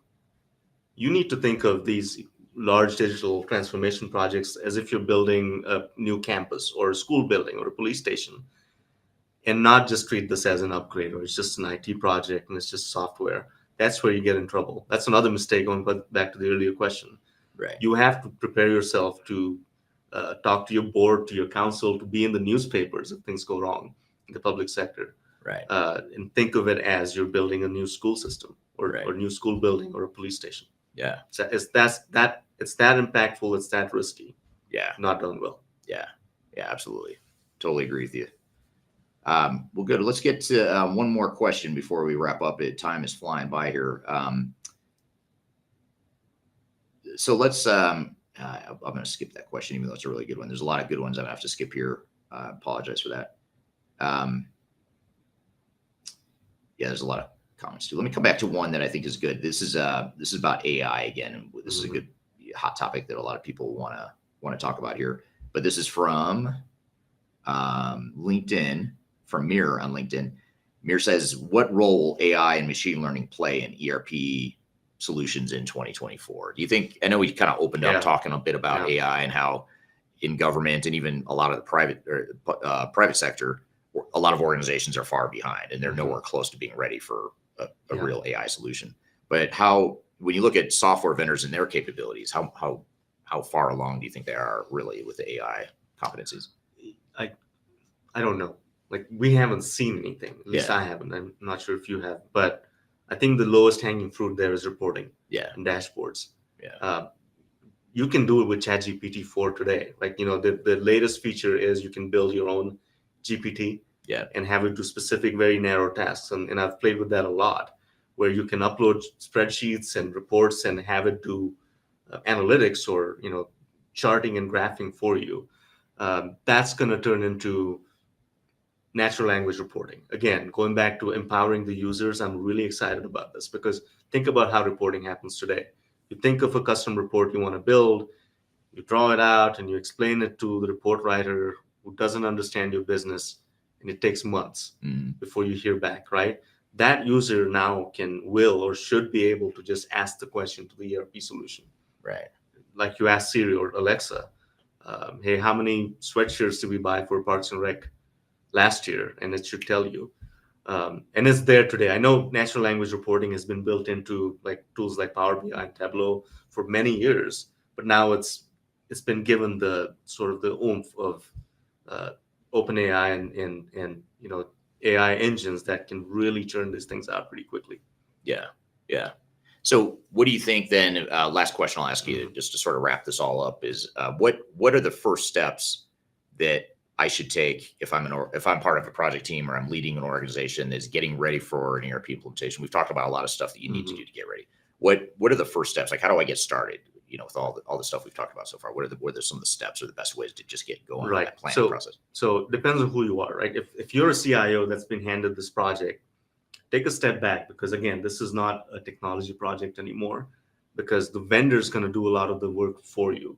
Should, right? You don't have to worry about infrastructure other than bandwidth and making sure you're cyber secure.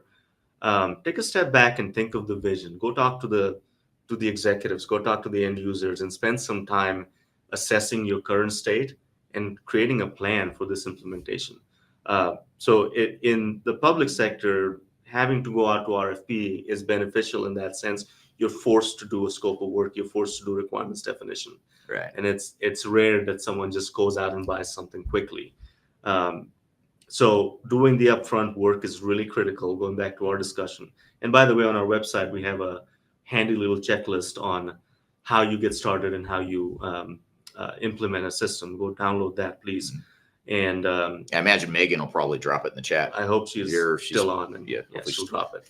But anyway, there's a lot of material available on Third Stage and Avero's websites that tell you how you go through this. Of course, it's not all comprehensive. You have to talk to us to understand some of it better, or better yet, hire one of our companies to do it for you. But if you're prepping to go into an ERP implementation next year, I think this is a great time to just sit back and think about how you're going to kick this off in January or February, and really have a plan for it, because you can't just spring it on people. You can't just say, next week we're going to kick off this project and it's just an upgrade, don't worry about it. That's the worst thing you can do for yourself. Yeah, totally agree. Yeah, and I think having a checklist like what you're talking about is key, and making sure that you have at least started to scratch the surface on all the major work streams that you're going to have to plan for. So certainly the technological piece, laying out what that roadmap is, what are the major milestones, the business process piece, change management, all that stuff. And a lot of times too, one of the first things you can do is just start to get an inventory of what things are like now. What are your current state processes? You may all have it in your heads. You may have some old documentation, but just getting your arms around and just understanding what are we starting with? What are we working with here? And then that's going to springboard into what is the future state? How can technology help? So you don't want to forget the current state, as part of that planning process. And there's a lot of cool tools available right now. We didn't go into process mining. Yeah. It's something cool we haven't really got into But process mining tools can help you really understand your systems and processes at a deep level. Back when we started doing consulting, we were using Visio. Right now we do BlueWorks Live, and now we have process mining. So if your systems are set up right, you can plug in these tools that will automate this whole process for you, tell you where your bottlenecks are, tell you where your redundancies are. You can use that to really, as a springboard to plan for your next implementation. Yeah, absolutely. Well, good. Well, I want to thank you for being here. This is a great conversation. Thank you to the audience. The audience had some great questions here. A lot of them we didn't get to, which I apologize, but you've given us good inputs for future podcast episodes that we can come back and answer some of these questions. So be sure to keep listening to the Transformation Ground Control podcast. So thank you for being part of the live production here. This is the first time I can shake a hand in an interview. So thank you. Yeah, look at that. Usually it's virtual and I can't shake hands. So it's fun to do this in person. Thanks for making the trip to Denver. And absolutely. Okay, we're going to shift gears a bit, though. We're going to get to some more segments here related to software implementation here. Now that we just finished this great conversation with AV, we're going to talk with Kyler about implementation red flags. We're going to talk with Nate Stroeher from the Third Stage Consulting team about early warning signs of trouble during implementation. And then finally, last but not least, we'll have Greg Benton on the show to talk about implementation readiness and what are the things you need to do to get ready for your implementation. So we're going to take a quick break. We'll be back with more Transformation Ground Control.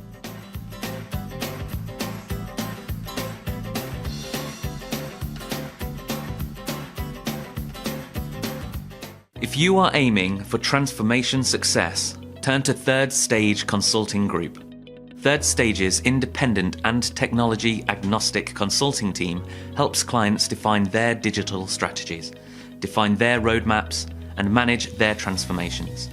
With offices in the US, Europe, and Australia, our team helps the world's most forward-thinking organizations through their transformation pitfalls and risks. If you are embarking on a digital transformation or business change initiative, contact Third Stage Consulting to see how we can help you reach the third stage of transformation success. Learn more about us and download independent reports, videos, and other best practices at thirdstageconsulting.com.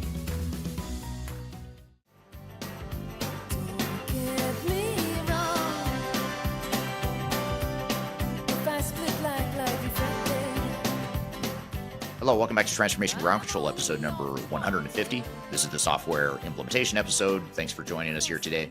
You can find new episodes of the show every Wednesday at transformationgroundcontrol.com. So be sure to check out the website to see past episodes you may have missed. And you can also check every week for the new episodes on whatever platform you prefer to listen and watch. So that's transformationgroundcontrol.com. Be sure to check it out there. I'm excited for this next segment, Kyler. You recently filmed a video about implementation red flags. So we're going to play this clip about what are those red flags you should be looking for. This is a video we recently published on our YouTube channel, on the Third Stage YouTube channel. So we're going to roll this clip here because it really fits nicely with all this theme that we're talking about here with implementation and software implementations in general. So let's roll the clip here talking about implementation red flags. There are a lot of reasons digital transformations or technology implementations may fail. Today, I'm going to cover the top 3 red flags we've seen here at Third Stage and reasons why digital transformations or technology implementations fail. A lot of times we'll go into an organization, sit down with their C-suite, and they'll say, oh yeah, we have a culture of innovation, our workforce is completely ready for this, and we will have no issues assuming this new technology. Oftentimes we say, that's great. It's awesome that you have an unbelievable culture, and that's going to be really helpful. However, organizational change management strategies still need to be involved, no matter the company culture. The first step in understanding your company culture, especially for the executive team that is not immersed in the front lines or day-to-day overall execution, is assess. Learn about your business through cultural assessments, through surveys, through an autonomous third party, to make sure you understand the level of risk associated with your culture. I can promise you that if your company culture is not amenable to digital transformation, your project will fail. The second red flag we're going to talk about today is business processes. A lot of times we go into an organization that is so excited and motivated for a new technology, however, they haven't done their homework to make sure that they're ready for one. Understanding your business processes from the front end to the back end and the entire life cycle of your data is absolutely critical to making sure you are ready for any technology implementation or digital transformation. Without having visibility into these processes from conception to completion, we don't know if there's any breakage, optimization opportunities, automation opportunities, or just an opportunity to enhance the entire process. Without a deep level of understanding of business processes and the requirements your business needs to execute on a high level, there is really no point in investing in a new technology because you won't understand how that technology can truly benefit your organization. Some pre-work to going through any digital transformation is to really sit down and get to know each process point in your business. Cross-functionally, how does each department operate? How do you make sure that your warehouses' inventory levels are sustainable, or that your distribution footprint is most effective, or that your vendor partners are diversified? Until you understand your actual processes, there's no way that you can look at a technology because you don't have the back end to know what actually makes sense for you. Especially if you're a small to medium-sized business, documenting those business processes through grasping any tribal knowledge or understanding how someone who's grown up within your organization does things. Making sure that you have all of those data and roles and responsibilities is going to be critical to making sure you choose the best technology for your organization. The number 3 red flag is the lack of overall software industry insight. The industry of digital transformation can be very tricky to navigate, especially when you have a software vendor that's giving you sales and marketing jargon to make you buy this product that you may not need. Or you have a system integrator that's trying to tell you that actually the technology should dictate your business process, not the other way around, when we know the organization should own those processes and the technology should enhance them, not define them. Lacking an overall advocate on your side, an independent consultant, even internal knowledge when it comes to ERP or technology implementation is absolutely critical to being successful and navigating any sort of software negotiations or just understanding the evaluation. Also, activating any sort of legal counsel that is specific to the digital transformation industry, as they are going to be sure that when you are going through this confusing, honestly, contracting phase with software vendors, that your business needs and advocacy is being met. If you don't have someone within this industry that is an expert, it is likely that your digital transformation will fail. If you're interested in knowing more about what it means to partner with a digital transformation agnostic and independent consulting agency, please reach out to me at kyler.cheatham@thirdstage-consulting.com and I can connect you with one of our industry experts. All right, great video. Thanks, Kyler. That was a good discussion around what some of those implementation red flags are that you should be aware of. We've got a couple more segments we're going to get to, too. We're going to have Nate Stroeher on the show here in just a moment to talk about early warning signs of trouble during a ERP implementation or digital transformation. And then later in the show, we'll have Greg Benton from the Third Stage Consulting team talking about implementation readiness and the things you should be aware of as you go through an implementation. So we're going to take a quick break, and we'll be right back with more Transformation Ground Control. Just tell me what you've got to say to me. I've been waiting for so long to hear. Hi, my name is Eric Kimberling. I'm your host here on Transformation Ground Control. And if you haven't already, I want to invite you to buy my new book. It's called The Final Countdown: Strategies to Reach the Third Stage of Digital Transformation. It's my first book. I'm very proud of it. I love this book, and it was my attempt to create a summary and a playbook for what it takes to be successful in defining a digital strategy and a roadmap for your organization. So there's a lot of things we can cover when we talk about digital transformation. We talk about a lot of stuff on this show, but I wanted to condense it into a readable, sort of a sequential format that made it easy to help define a digital strategy for project teams that is unique to your organization, unique to your goals and objectives. So really hope you'll read it. I hope you enjoy it. Again, it's called The Final Countdown. You can read that book by scanning the QR code right here in front of you, or you can go to thefinalcountdown.com. Again, it's been an Amazon bestseller since it came out, so I encourage you to check it out, and love to hear your views and your comments on it too. So The Final Countdown, my new book, you can go to thefinalcountdown.com or scan the QR code in front of you. Hope you enjoy, and we'll see you soon.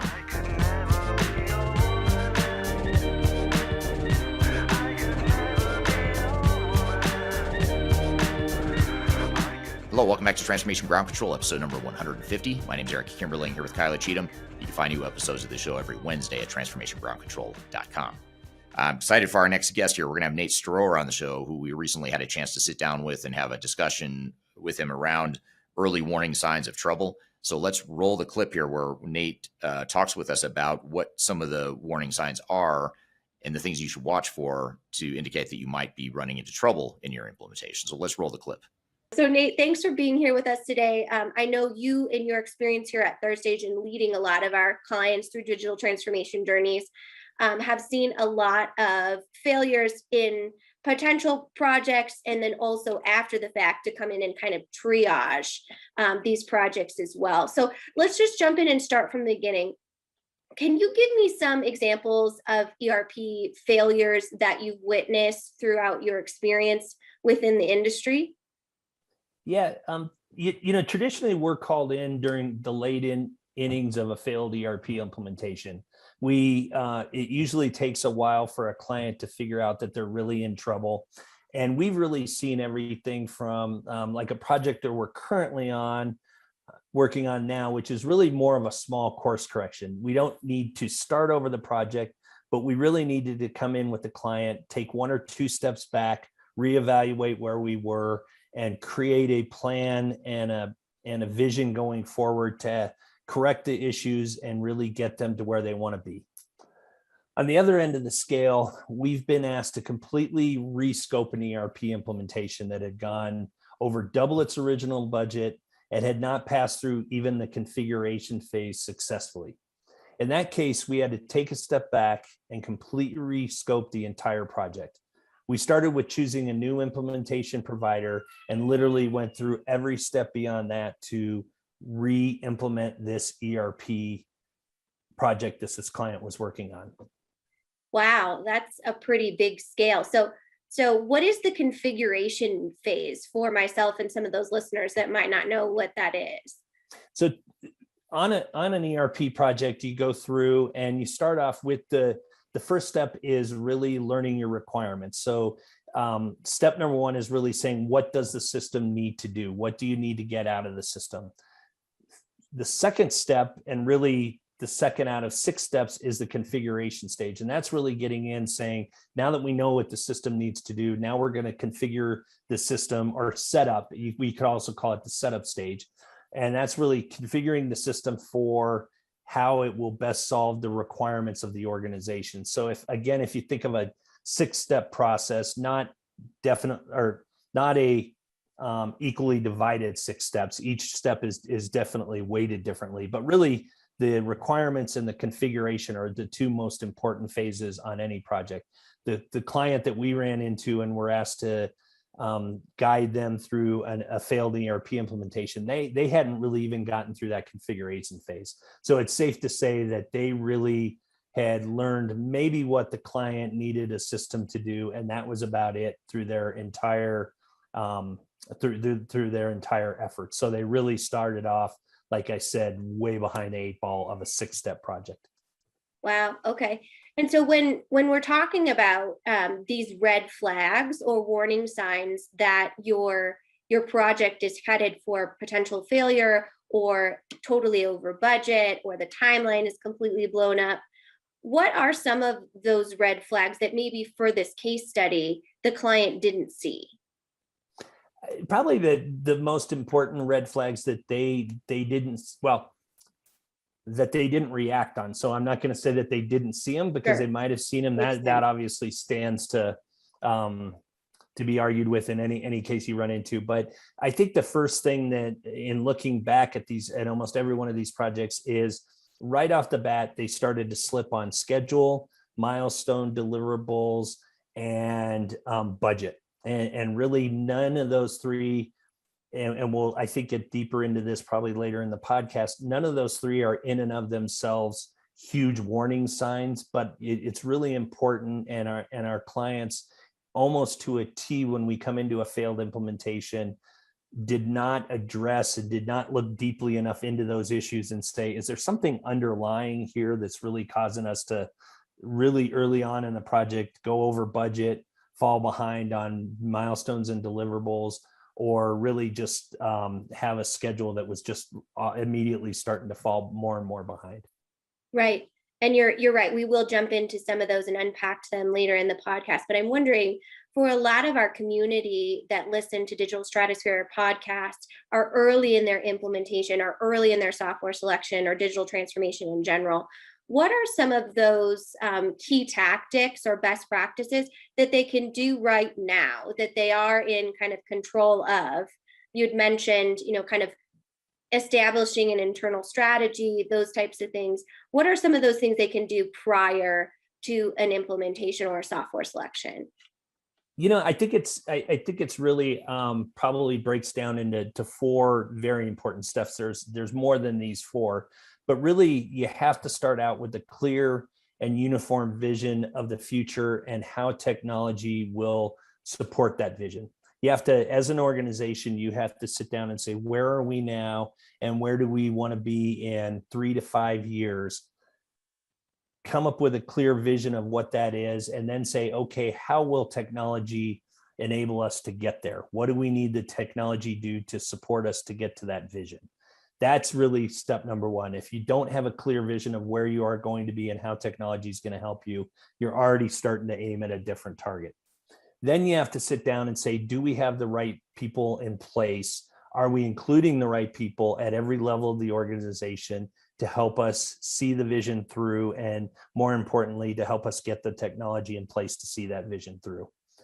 The third, and maybe the most important out of all of these things, is 100% leadership buy-in.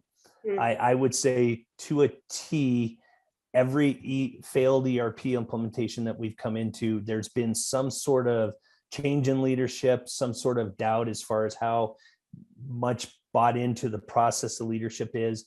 It's very important. And we kicked off a client 2 weeks ago, and it was such a great sign when the CEO came in and sat down for half an hour and said, here's where we want to be as an organization. Here's where technology will help us. And here's why this team from Third Stage Consulting has been brought in to help us get to where we want to be. And as he left the room, he said, I'm going to let you guys take care of everything else, but you have to know that this is my number one priority for our organization, and this will get done, and I will make sure you have the resources to get this done. That set everyone in the room a clear understanding of the fact that this is where we're going to go, and I want this to happen. And that was the CEO really setting a mood for the project. Finally, and really probably the most important, well, I keep saying the most important, but one of the most important factors is you really have to have a detailed roadmap of the transformation. And you really need to sit down, and I always break them into just 3 very broad buckets. You need to know what it's going to cost you. You need to know how long it's going to take you, and you need to know the road resources that you're going to need to get this plan in place and to eventually put the technology in place that will help you as an organization. Yeah, that's a great kind of 4-step program, and definitely equally important are all of those different best practices, right? In making sure that your project is successful. And we talk a lot about that future state analysis, making sure that that executive alignment exists. And what a dream client to have the CEO come in and say, like, this is number one. I mean, that's awesome. You must have been, clapping your hands at that point in the meeting. So in unpacking that project plan or that project roadmap step, what if you have no idea how to put a project plan together? Kind of what is your first step? Maybe you're a small to mid-sized business and this is completely new to you and transforming into an actual ERP software from, say, QuickBooks or something like that. What's kind of the first step to put together that project plan? Well, I think there's a bunch of different ways to look at it. And, I'll first start off by saying there's a lot of tools out there. So, there are companies that can go ahead and do this on their own. There's some inexpensive tools. There's some great classes out there you can take. I don't want to say that 100% you have to go hire a consultant or you have to get help, because some organizations can do it by themselves. I will say, though, that I think this is one of the few times that it's really critical and it's really justifiable that you get a help putting together a well laid out plan to get you from not only where you are, but where you want to be. Again, a good plan is not going to guarantee success, but when they talk about failing to plan is planning to fail, I think this is a really important way to look at it. And so if you're going to look at any of your technology spend throughout an ERP implementation or a digital transformation, there's probably no more critical time to get the steps right and to put your money or invest your time and resources than in the planning phase. So I really have to say that this is the one time that it really pays to go out and get professional help, get people that can guide you through the steps that you need to take to put a plan in place and to really give yourself a vision of where you are and where you want to be. Yeah, building that strong foundation, right? We probably, you and I don't know about your, handiwork, but I probably wouldn't go out and start to build a house myself. I might be fully capable of it, but there's just, expertise that you might not see there. And then the project plan sounds like, it's critical to actually ensuring that overall strategy is aligned and that you're letting the strategy lead the technology, as opposed to that failure point, which I know you and your colleagues talk about a lot, is letting the technology lead the strategy, as opposed to that. But not to cut you off, but I think this is, I really want to elaborate on one thing you just said. And I think everyone watching this at some point in time in their life has gone through a home improvement project. There are times when you can get on the Home Depot website, you could go out there, you can learn how to tile, you can learn how to hang a bookshelf. There's certain things that it really doesn't pay to go hire a contractor to hang a bookshelf in your house. However, if you're going to add a room onto your house, if you're going to try and bust a hole in your wall to put in a sliding glass door, there's times when you say, you know what, it really pays to go out and really get a professional to help guide me through this plan. You might be able to do a lot of it yourself, but it really it pays to go ahead and pay someone who knows what they're talking about and can really guide you through the steps. Yeah. So it sounds like the DIY implementation is not recommended. Not always. Yes, exactly. Well, this has been a great conversation. It's great, I think, for our audience to identify some areas in which they can point out some early warning signs that their project may be in trouble, to invest in a health check, or to look for some expertise throughout the digital transformation process. Excuse me. But we're going to take a quick break and come back, and Nate and I are going to talk about some more early warning signs and kind of really dig into the controllables for our clients and our audience to be aware of when their project is in trouble. So we'll be right back.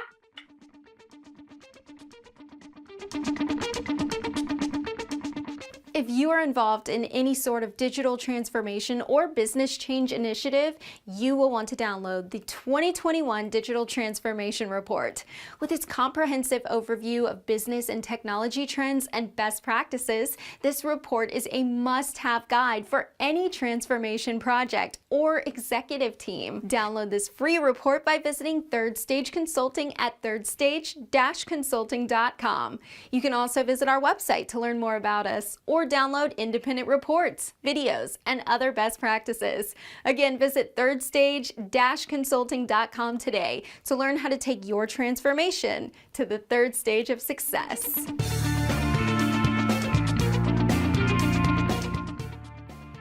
Welcome back to Digital Stratosphere Podcast. I'm Kyler Cheatham. I'm speaking with Nate Stroeher from Third Stage Consulting about early signs for when your implementation may be in trouble or when your project may be suffering. So let's jump back in, Nate. Before the break, we kind of scratched the surface on what exactly an ERP implementation is, and making sure that those best practices are activated for your business before actually looking into what might be your warning signs when you're down the road in your implementation. So you touched on some of the project plans and the critical pieces for executive alignment. What are some other examples of early warning signs in a project that may be in trouble? I think that the second, or the other thing we run into all the time with failed implementations is a lack of a clear understanding or buy-in for the vision. Or in other words, it's not clear or agreed upon where we are going or what the desired outcome is. And there's two ways to dig into this, but I think it's really important to not only have a clear vision of here's where we are, here's where we want to be, or here's the desired outcome from this project, but also what role each of the operations within the organization play in that vision. So really, again, when we talk about the need and the importance of executive visioning, there's two parts to that as well. And it's not only like, where are we and where do we want to be, but how does each individual function and how does each individual lead to, or how do they contribute to that overall function or overall vision or goal. And so to summarize, I think it's, we all start off with kind of a clear understanding of here's where we want to be and here's my role. But unless it's really clear and defined and you've walked through that process, once you start going and once you start getting into this digital transformation or this ERP implementation or whatever project it is you're on, without a clear understanding of where you want to be and what's the desired outcome, you're never going to really hit your target. You might hit the target you're aiming for, but your coworker is aiming for a different target, and you're just really setting yourself up for, and not so much even for failure, but you're not setting yourself up for 100% success. Yeah, absolutely. And that is a great tie back to our podcast episode last week with Braden, your peer, who talked about maximizing your ROI for your implementation and making sure that you are optimizing all of those, not only business processes, but organizational change management and overall communication with your organization to make sure everybody just knows what they're doing. So that makes a lot of sense. For those unrealistic expectations when it comes to maybe timeline or those miscommunications, how does that affect failure? When you might be thinking or have a client that comes to you and saying, I'm going to do this in 4 months, how do you kind of reset that expectation to make sure that they can achieve success and be sure that they're not, looking at an expedited timeline that may create some risk? Well, I think it's in and going back to the point we just talked about, I think it's important that you all agree on where you are, where you're going, and how you're going to get there, and really really everyone adjusting to what it's going to take to get there. And I'll use an analogy is when you think about a road trip, like you have to really sit down and all agree upon on a road trip. Where are we now and where do we want to end up on our road trip?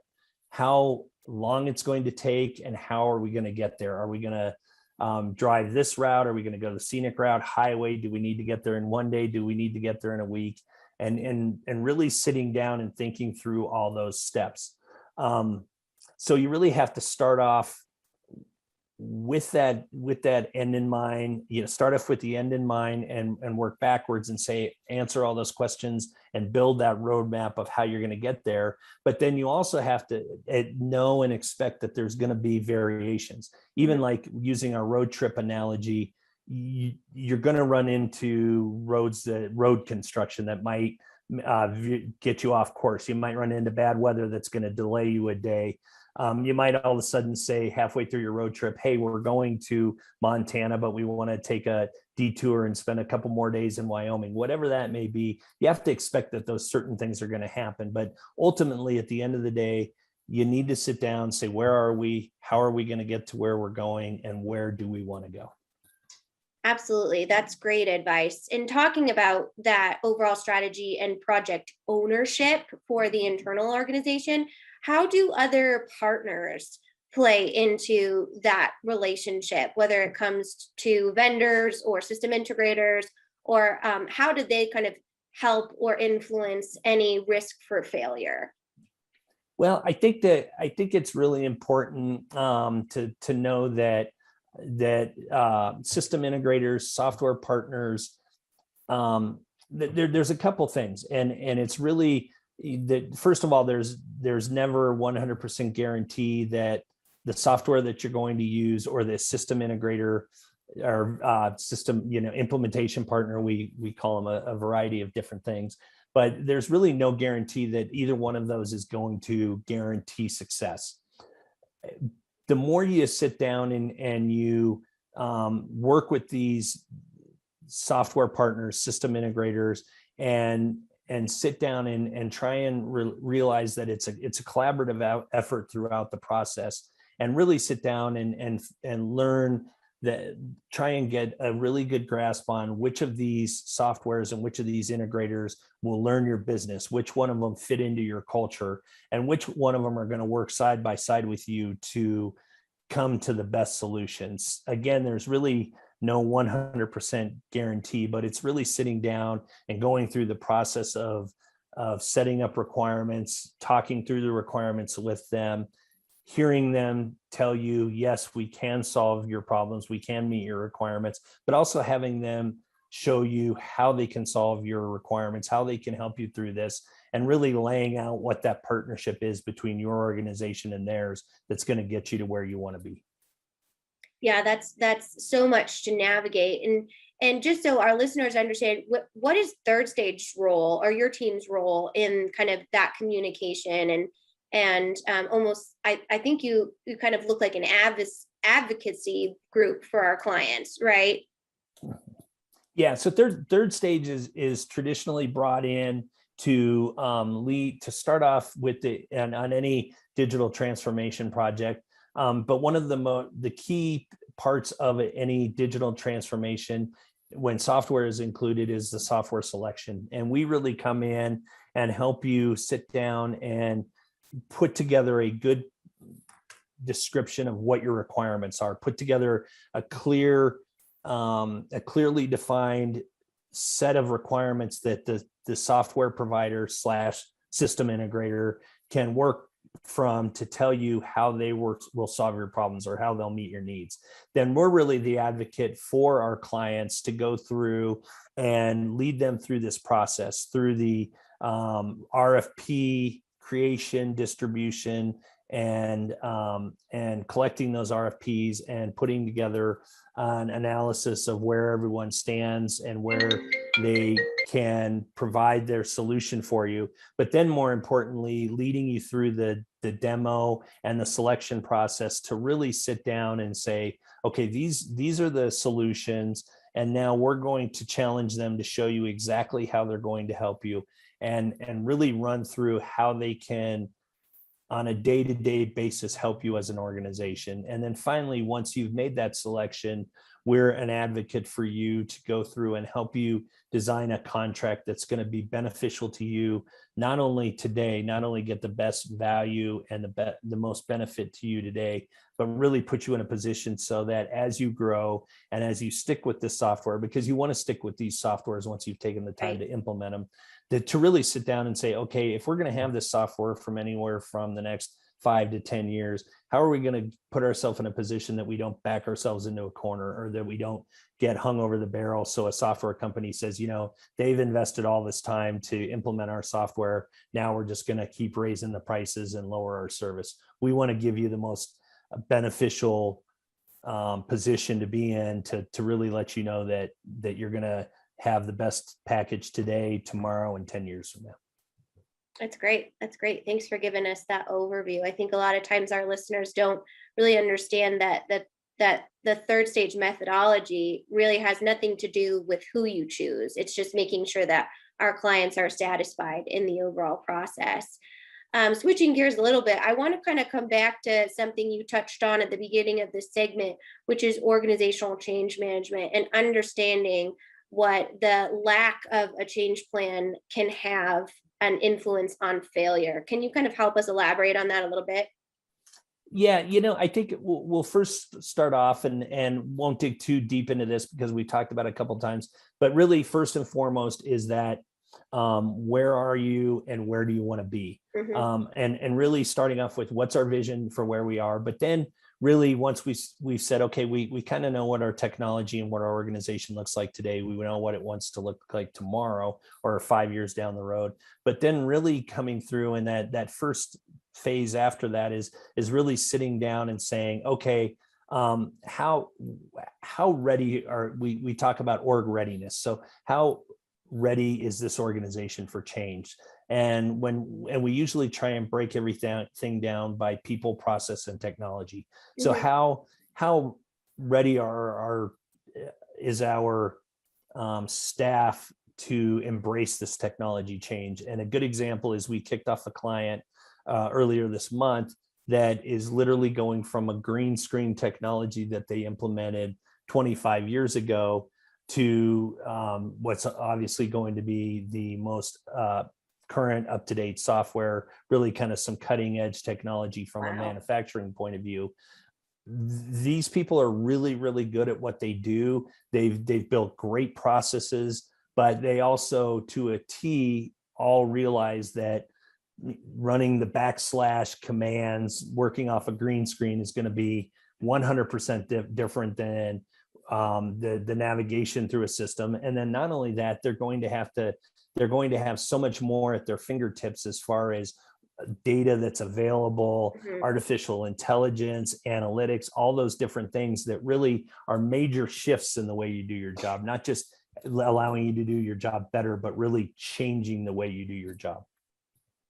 Right. Wow. That's a huge transition, and definitely very complicated.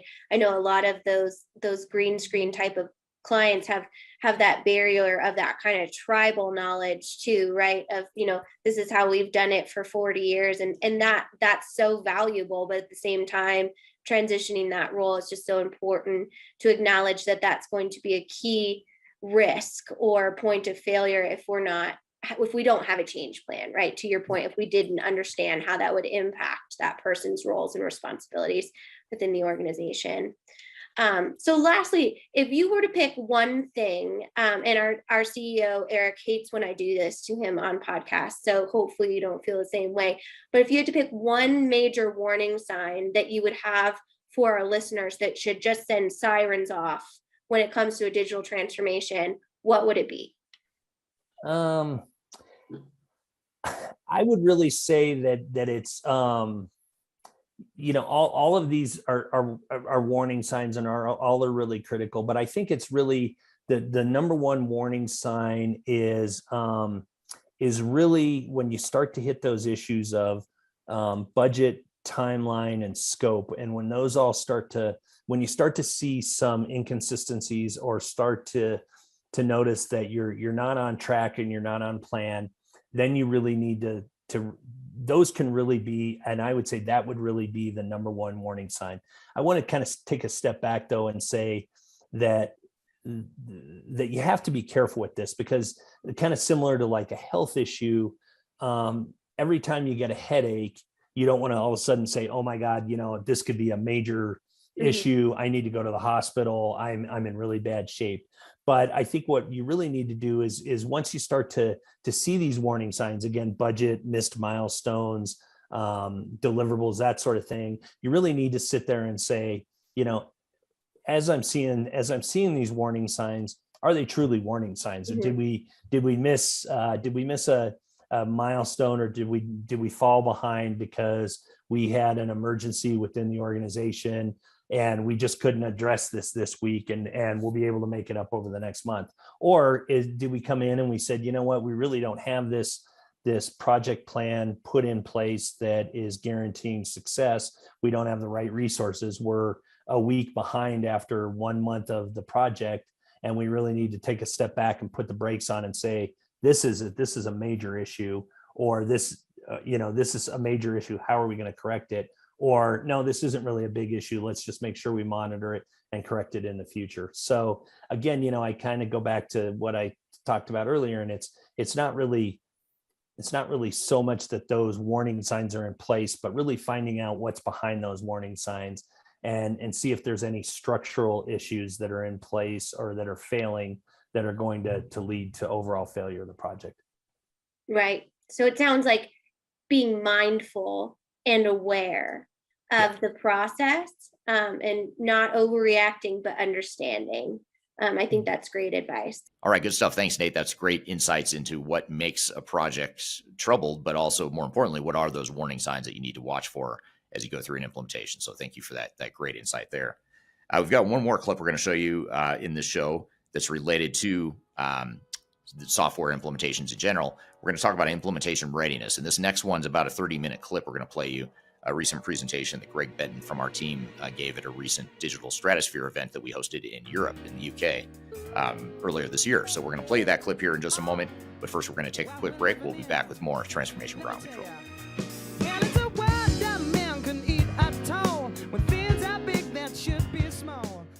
Interested in working for a company that truly values your unique skills and experience? Here at Third Stage, we don't hire based on resumes alone. We look at the full candidate, experience, and willingness to provide excellent service for our clients. Within a technology, independent, and agnostic consulting firm, you have the opportunity to learn across industries with a diverse group of clients. Our consultants also have the opportunity to diversify their portfolio and learn across technology systems. If you're interested in joining a high-growth entrepreneurial organization, please reach out to us at work@thirdstage-consulting.com.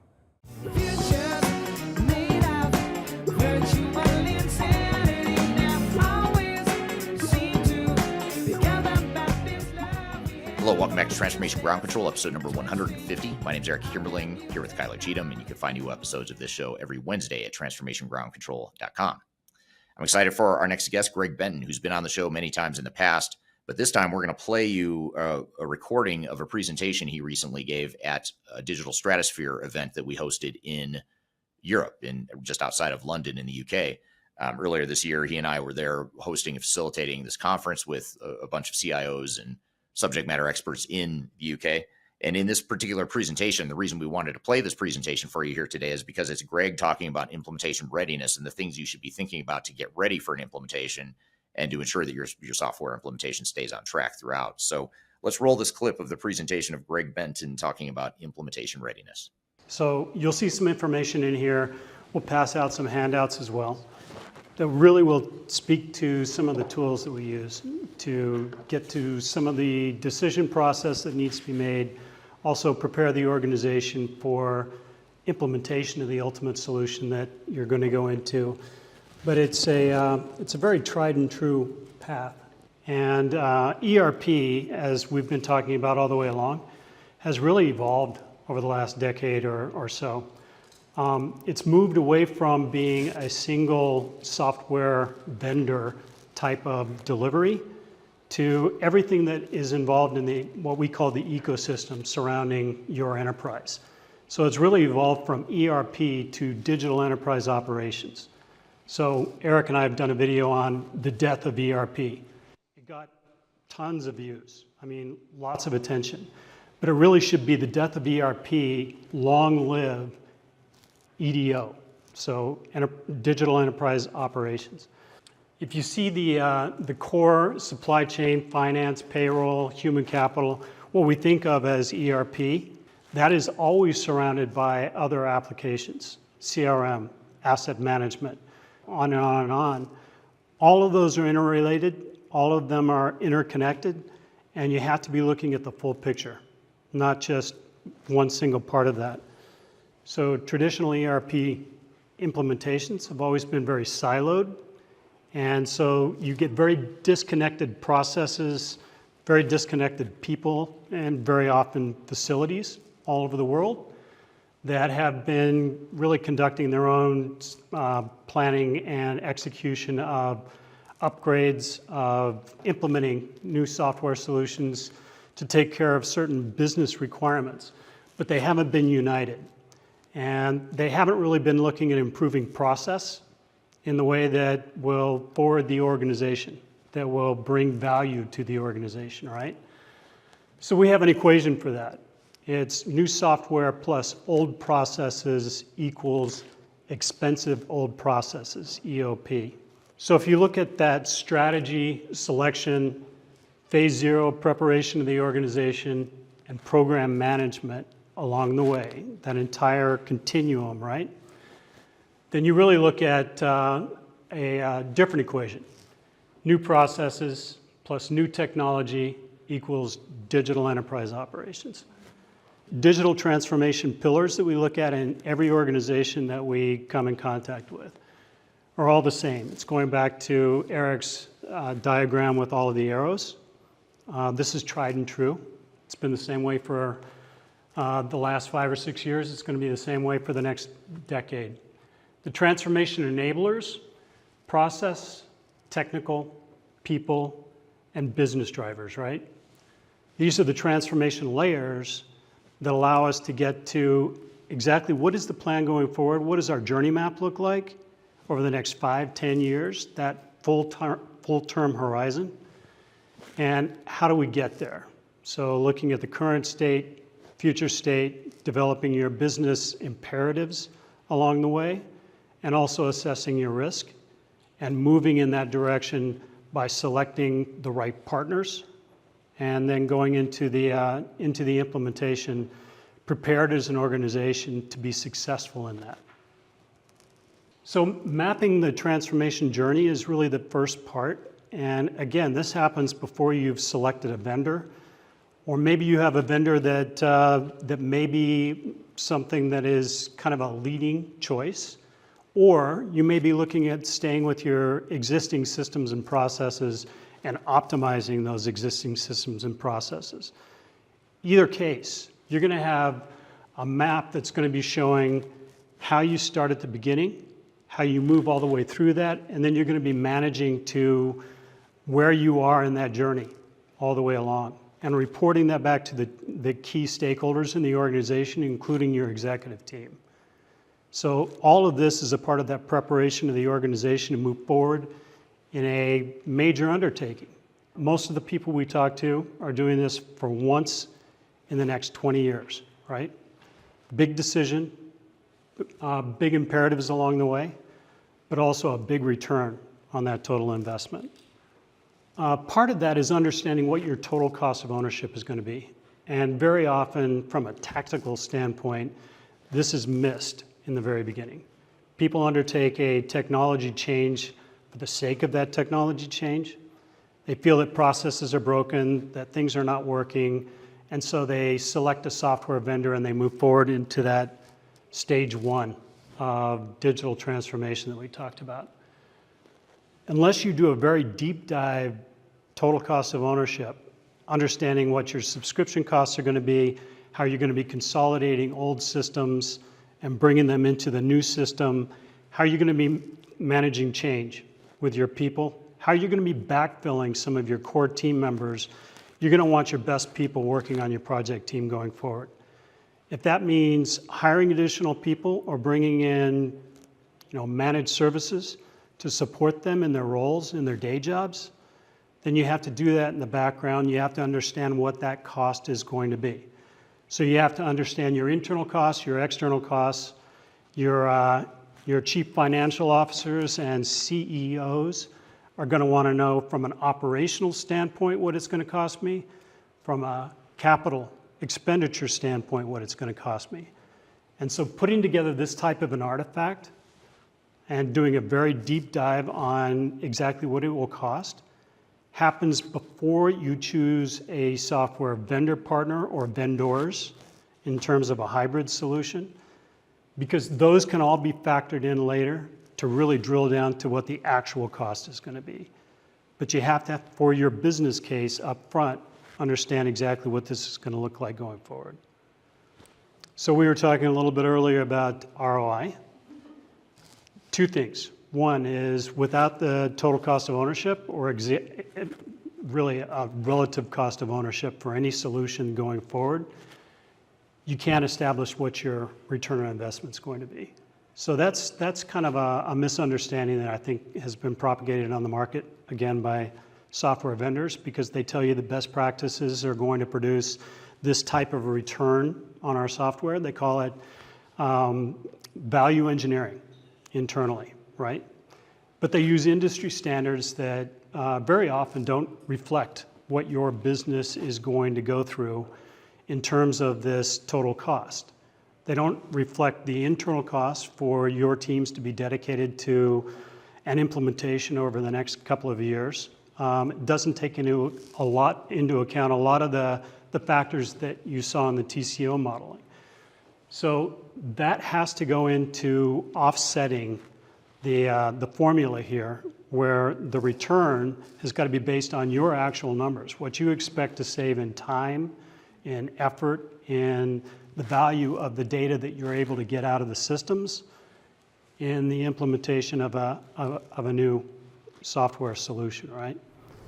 And so much of this helps with not only justifying the project too, but also defining what the business value is and helping provide some governance around the implementation. Because if we know where the business value is and what the expected business benefits are, it becomes a lot easier to make project governance decisions around, do we add that extra module? Do we customize the software? Do we do a third-party bolt-on? And make those game time decisions in the context of where's the business value. And if we can't deliver business value within that decision, then it's probably not the right decision to make. But if we can justify it with business value, then we can. So I think a lot of times organizations do a business case if they're lucky enough or if they're proactive enough to do one in the first place. Even those organizations will do a business case.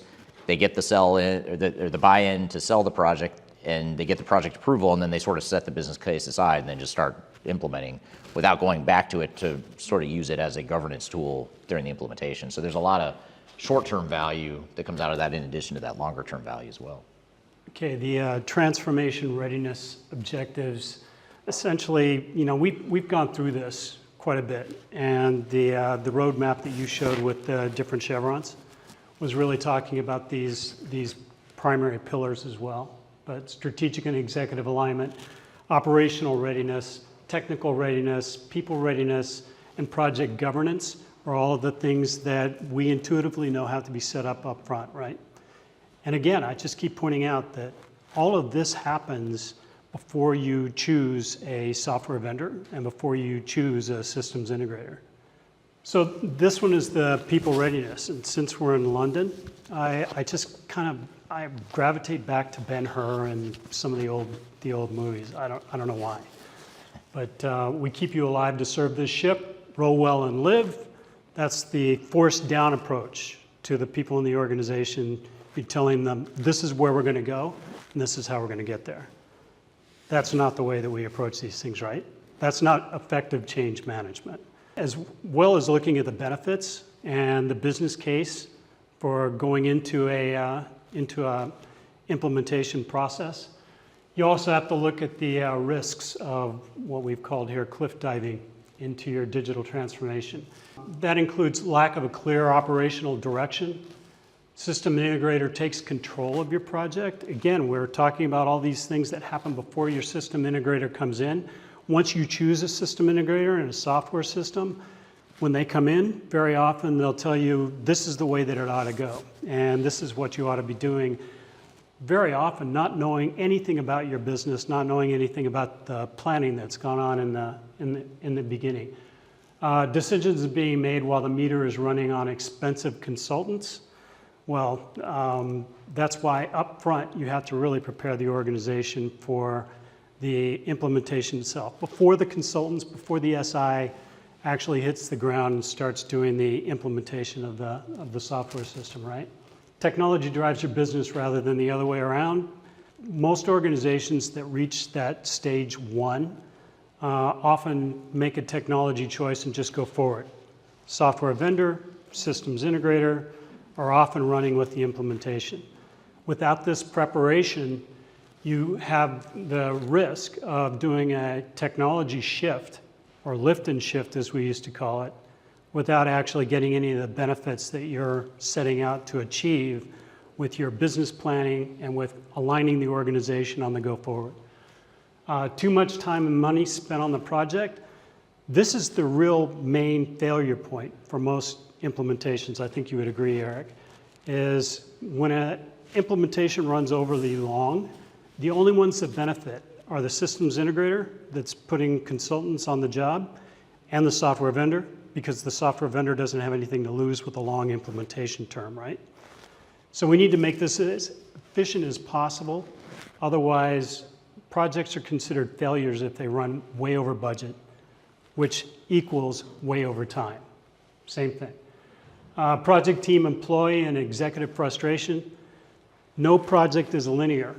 If you end up without the upfront preparation, for instance, data cleansing, if you don't have the data cleansing, you have to back up, you have to do some of these things to get the project back on track. You end up with huge fatigue in the organization. We're working on a 5-year-long implementation right now that we were asked to come back in and rescue. Our remediation has taken 6 months. We've got it back on track for a go-live after 5 years in 3 months hence.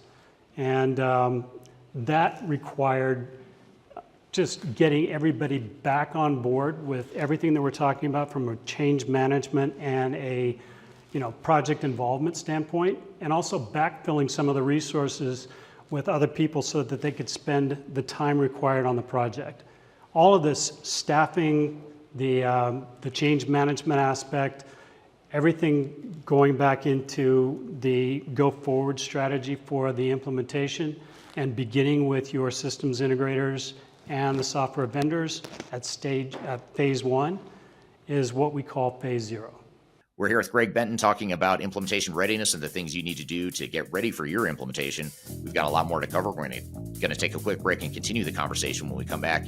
We'll be right back with more Transformation Ground Control.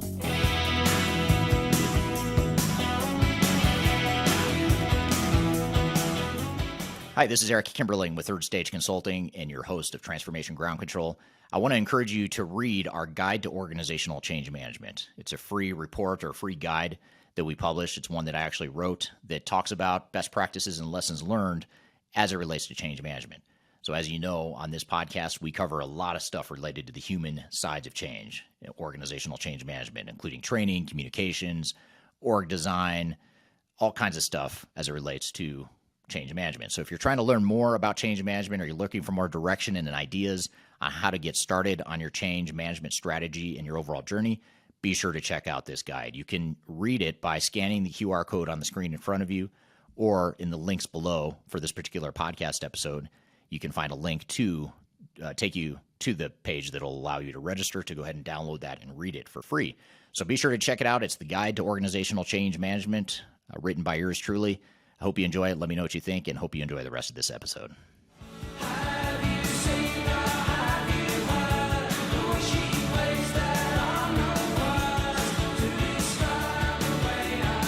Hello, welcome back to Transformation Ground Control, episode number 150. My name is Eric Kimberling here with Kyla Cheatham. You can find new episodes of the show every Wednesday at transformationgroundcontrol.com. Thank you for being here today. We're in the middle of a conversation or playing you a presentation of Greg Benton from the Third Stage Consulting team talking about implementation readiness. Let's jump back into the conversation. The partner first approach really is just all about choosing that software vendor or vendors. There may be many vendors in that ecosystem that we talked about. Also, a few systems integrators. In many cases, there will be certified people that will be installing or implementing some aspects of the solution. For instance, a CRM that's different from an ERP system. You may have a different systems integrator or wrench turner working on the CRM implementation at the same time that you're implementing core ERP over the rest of the organization. Managing all of those different pieces is really putting the client or the customer at the center and having everyone work in concert all the way through. We refer to this as a competency matrix. So bringing the right people together. I've been saying this all the way through the presentation. Everything that we've been talking about, including organizational preparedness, happens before you have your systems integrator and your software vendor chosen. Generally, you'll pick the software vendor before you pick the systems integrator that's going to be implementing the solution, right? So all of that upfront piece is what we term advisory. So, or it's internal to the organization itself. And if the internal organization has the wherewithal to have a program management office, to have leadership, as Logan's company does, that really understands exactly what needs to be done up front, then you can get through this strategy and selection at the very beginning, entering into phase 0, understanding exactly who your software vendor of choice is going to be. Again, putting together the data migration plan that is going to be according to exactly which software vendor you're going to be implementing as your primary solution. Phase 0 is really critically important to getting a good launch on the implementation itself. And again, not again, but for the first time, the competencies here, the software vendor absolutely knows the software. They absolutely know how to troubleshoot all the cloud environments. They know the integration between their cloud solution and other cloud solutions, on-premise solutions, and so forth. So the interoperability piece, they can manage very well, and they have to manage very well. The technical implementation team really knows the software. They know the design, build, the upfront work that goes into the implementation itself. The phase 1 core competency belongs to the systems integrators, the technical teams. The platform providers, AWS, Azure, the software vendors themselves, Oracle, they have their own cloud system. They absolutely know how everything works from provisioning all the way through go live and support of the applications on their cloud system. But they don't know anything about the upfront piece, about your transformational goals. They don't know anything about the business planning that goes up front. They can't accomplish any of that for you. So what we try to bring together as a part of our mission control idea is all of these competencies into all phases of the project, all the way through, including support after go live. That's one of the things that people don't think about very much. We talked a little bit about user adoption and support post go live, because your implementation technical team is going to roll off, right? They're gone. And now you're left to support this on your own. That's got to be figured out up front. That's all a part of phase 0. For instance, Oracle will do a lot of their own implementation. SAP does a lot of their own implementation. Infor almost always works with partners. I say almost because the LN and some of their CIS modules, they do themselves. And by the way, the software vendors don't do a very good job of professional services. So they like to capture that revenue, but they know nothing about organizational change, for instance. They know very little about training. They know very little about this upfront piece. They're not going to be your partner in the very beginning, putting together the business planning, putting together the strategy for the organization going forward. They're not going to be a part of your long-term roadmap, because as soon as you're done and you've signed your product order form and you're moving along with the software vendor, they're pretty much happy to be in the background just saying, hey, how's it going? You know, anything that we can do for you? Any solution that we can provide? Because what you really need is more software. More software will fix your problem. So that's, I get a little too critical of software vendors. They're actually, they're wanting to do the right thing. They're just very sales driven. So that's where some of the bad behavior comes from. NetSuite, Workday, I would say to some degree, SAP, do have their own self-governing quality assurance. The problem is the self-governing part. It is a little bit like the fox in the hen house, in terms of if you do run into a problem, they're going to fix it internally before they say, you know, our project manager in this case is not doing a good job. They're going to do everything that they can to keep that project manager in place. So they do provide that quality assurance piece, but it's a little bit disingenuous. This is this is a big list, and we're not going to get through it today. But it is an artifact that you all can use, that we all have vetted over many, many implementations, many, many client engagements. And essentially, it's setting up for success that is not guaranteed. If you go through each of these steps and you check each of these boxes along the way, there are like 2 more pages, and then we'll get to the end. We just don't have enough time to go through it. It's everything that we've been talking about today. And there is more detail even underneath these bullets, but I can guarantee you that if you don't go through a checklist like this, you have a very good chance of failure. So can't guarantee success, but I can guarantee failure if you don't do at least 90% of what we're talking about here. And this was just a statement that everyone should invest time determining exactly who their partners are going to be, both from the software vendor to the systems integrators to an advisory, if that's appropriate. And that's one of the keys to success as well. So if you look at the heat map, we've been talking about the organizational readiness assessment. The heat map identifies each of the departments in this particular organization that were issued a questionnaire. The questions are across the top. They go from, do you have confidence in our leadership team to chart a good direction? There are questions that you can read through and see that fine print, if you can do that.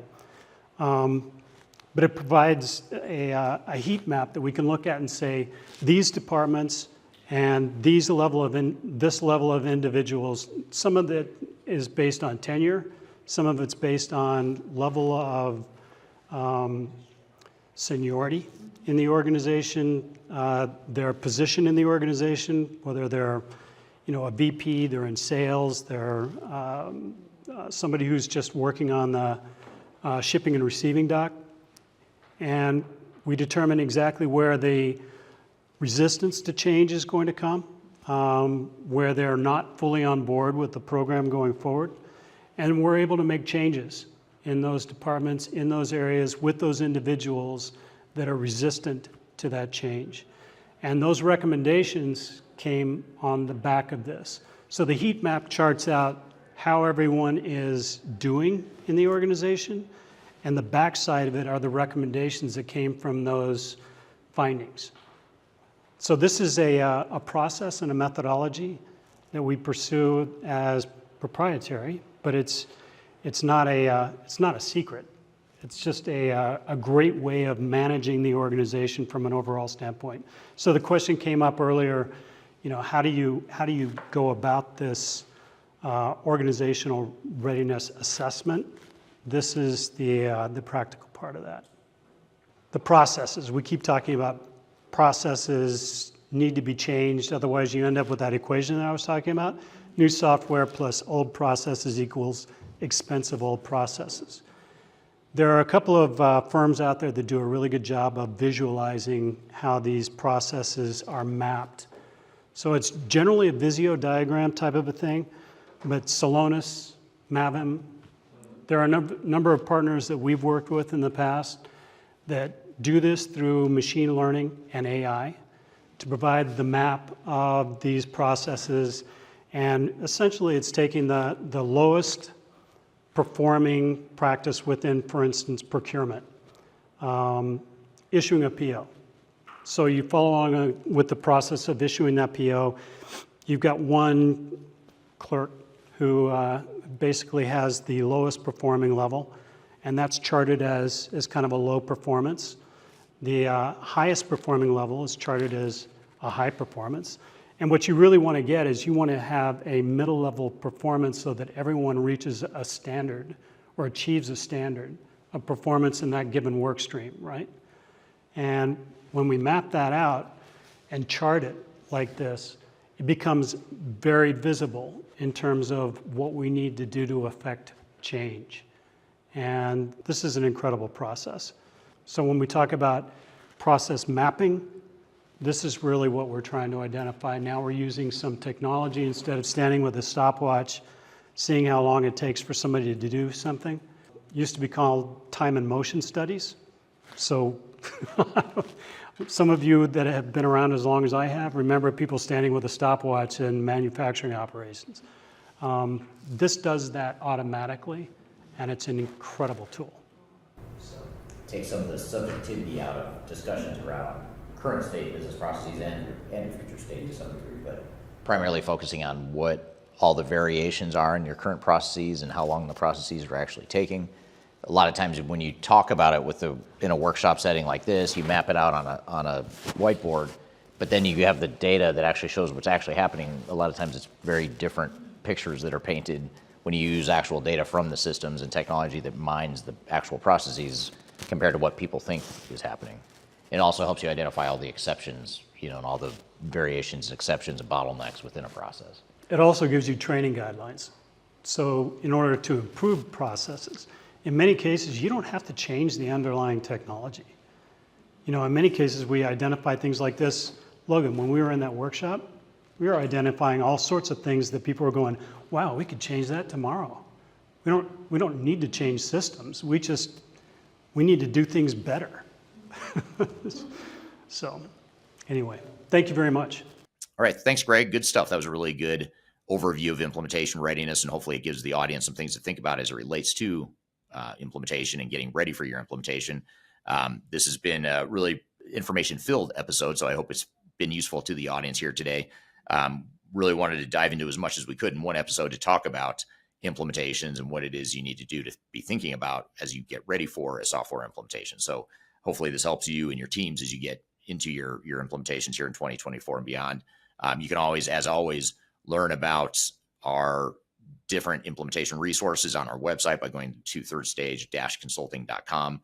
We have tons of resources out there and downloads and videos and white papers and things you can download that are meant to help you through the implementation process. And in particular, you can check out, as we mentioned earlier in this episode, you can check out 20 lessons from 1,000 implementations. That's a great starting point if you want to dive into this in a little bit more detail from what we talked about here today. So be sure to check that out. You've got the QR code here in front of you, or you can go to the links below to download that resource. So I want to thank you all for being here today. We'll be back next week, as we always are, on Wednesday with more Transformation Ground Control. Hope you have a great week in the meantime, and we'll see you soon on Transformation Ground Control. Take care.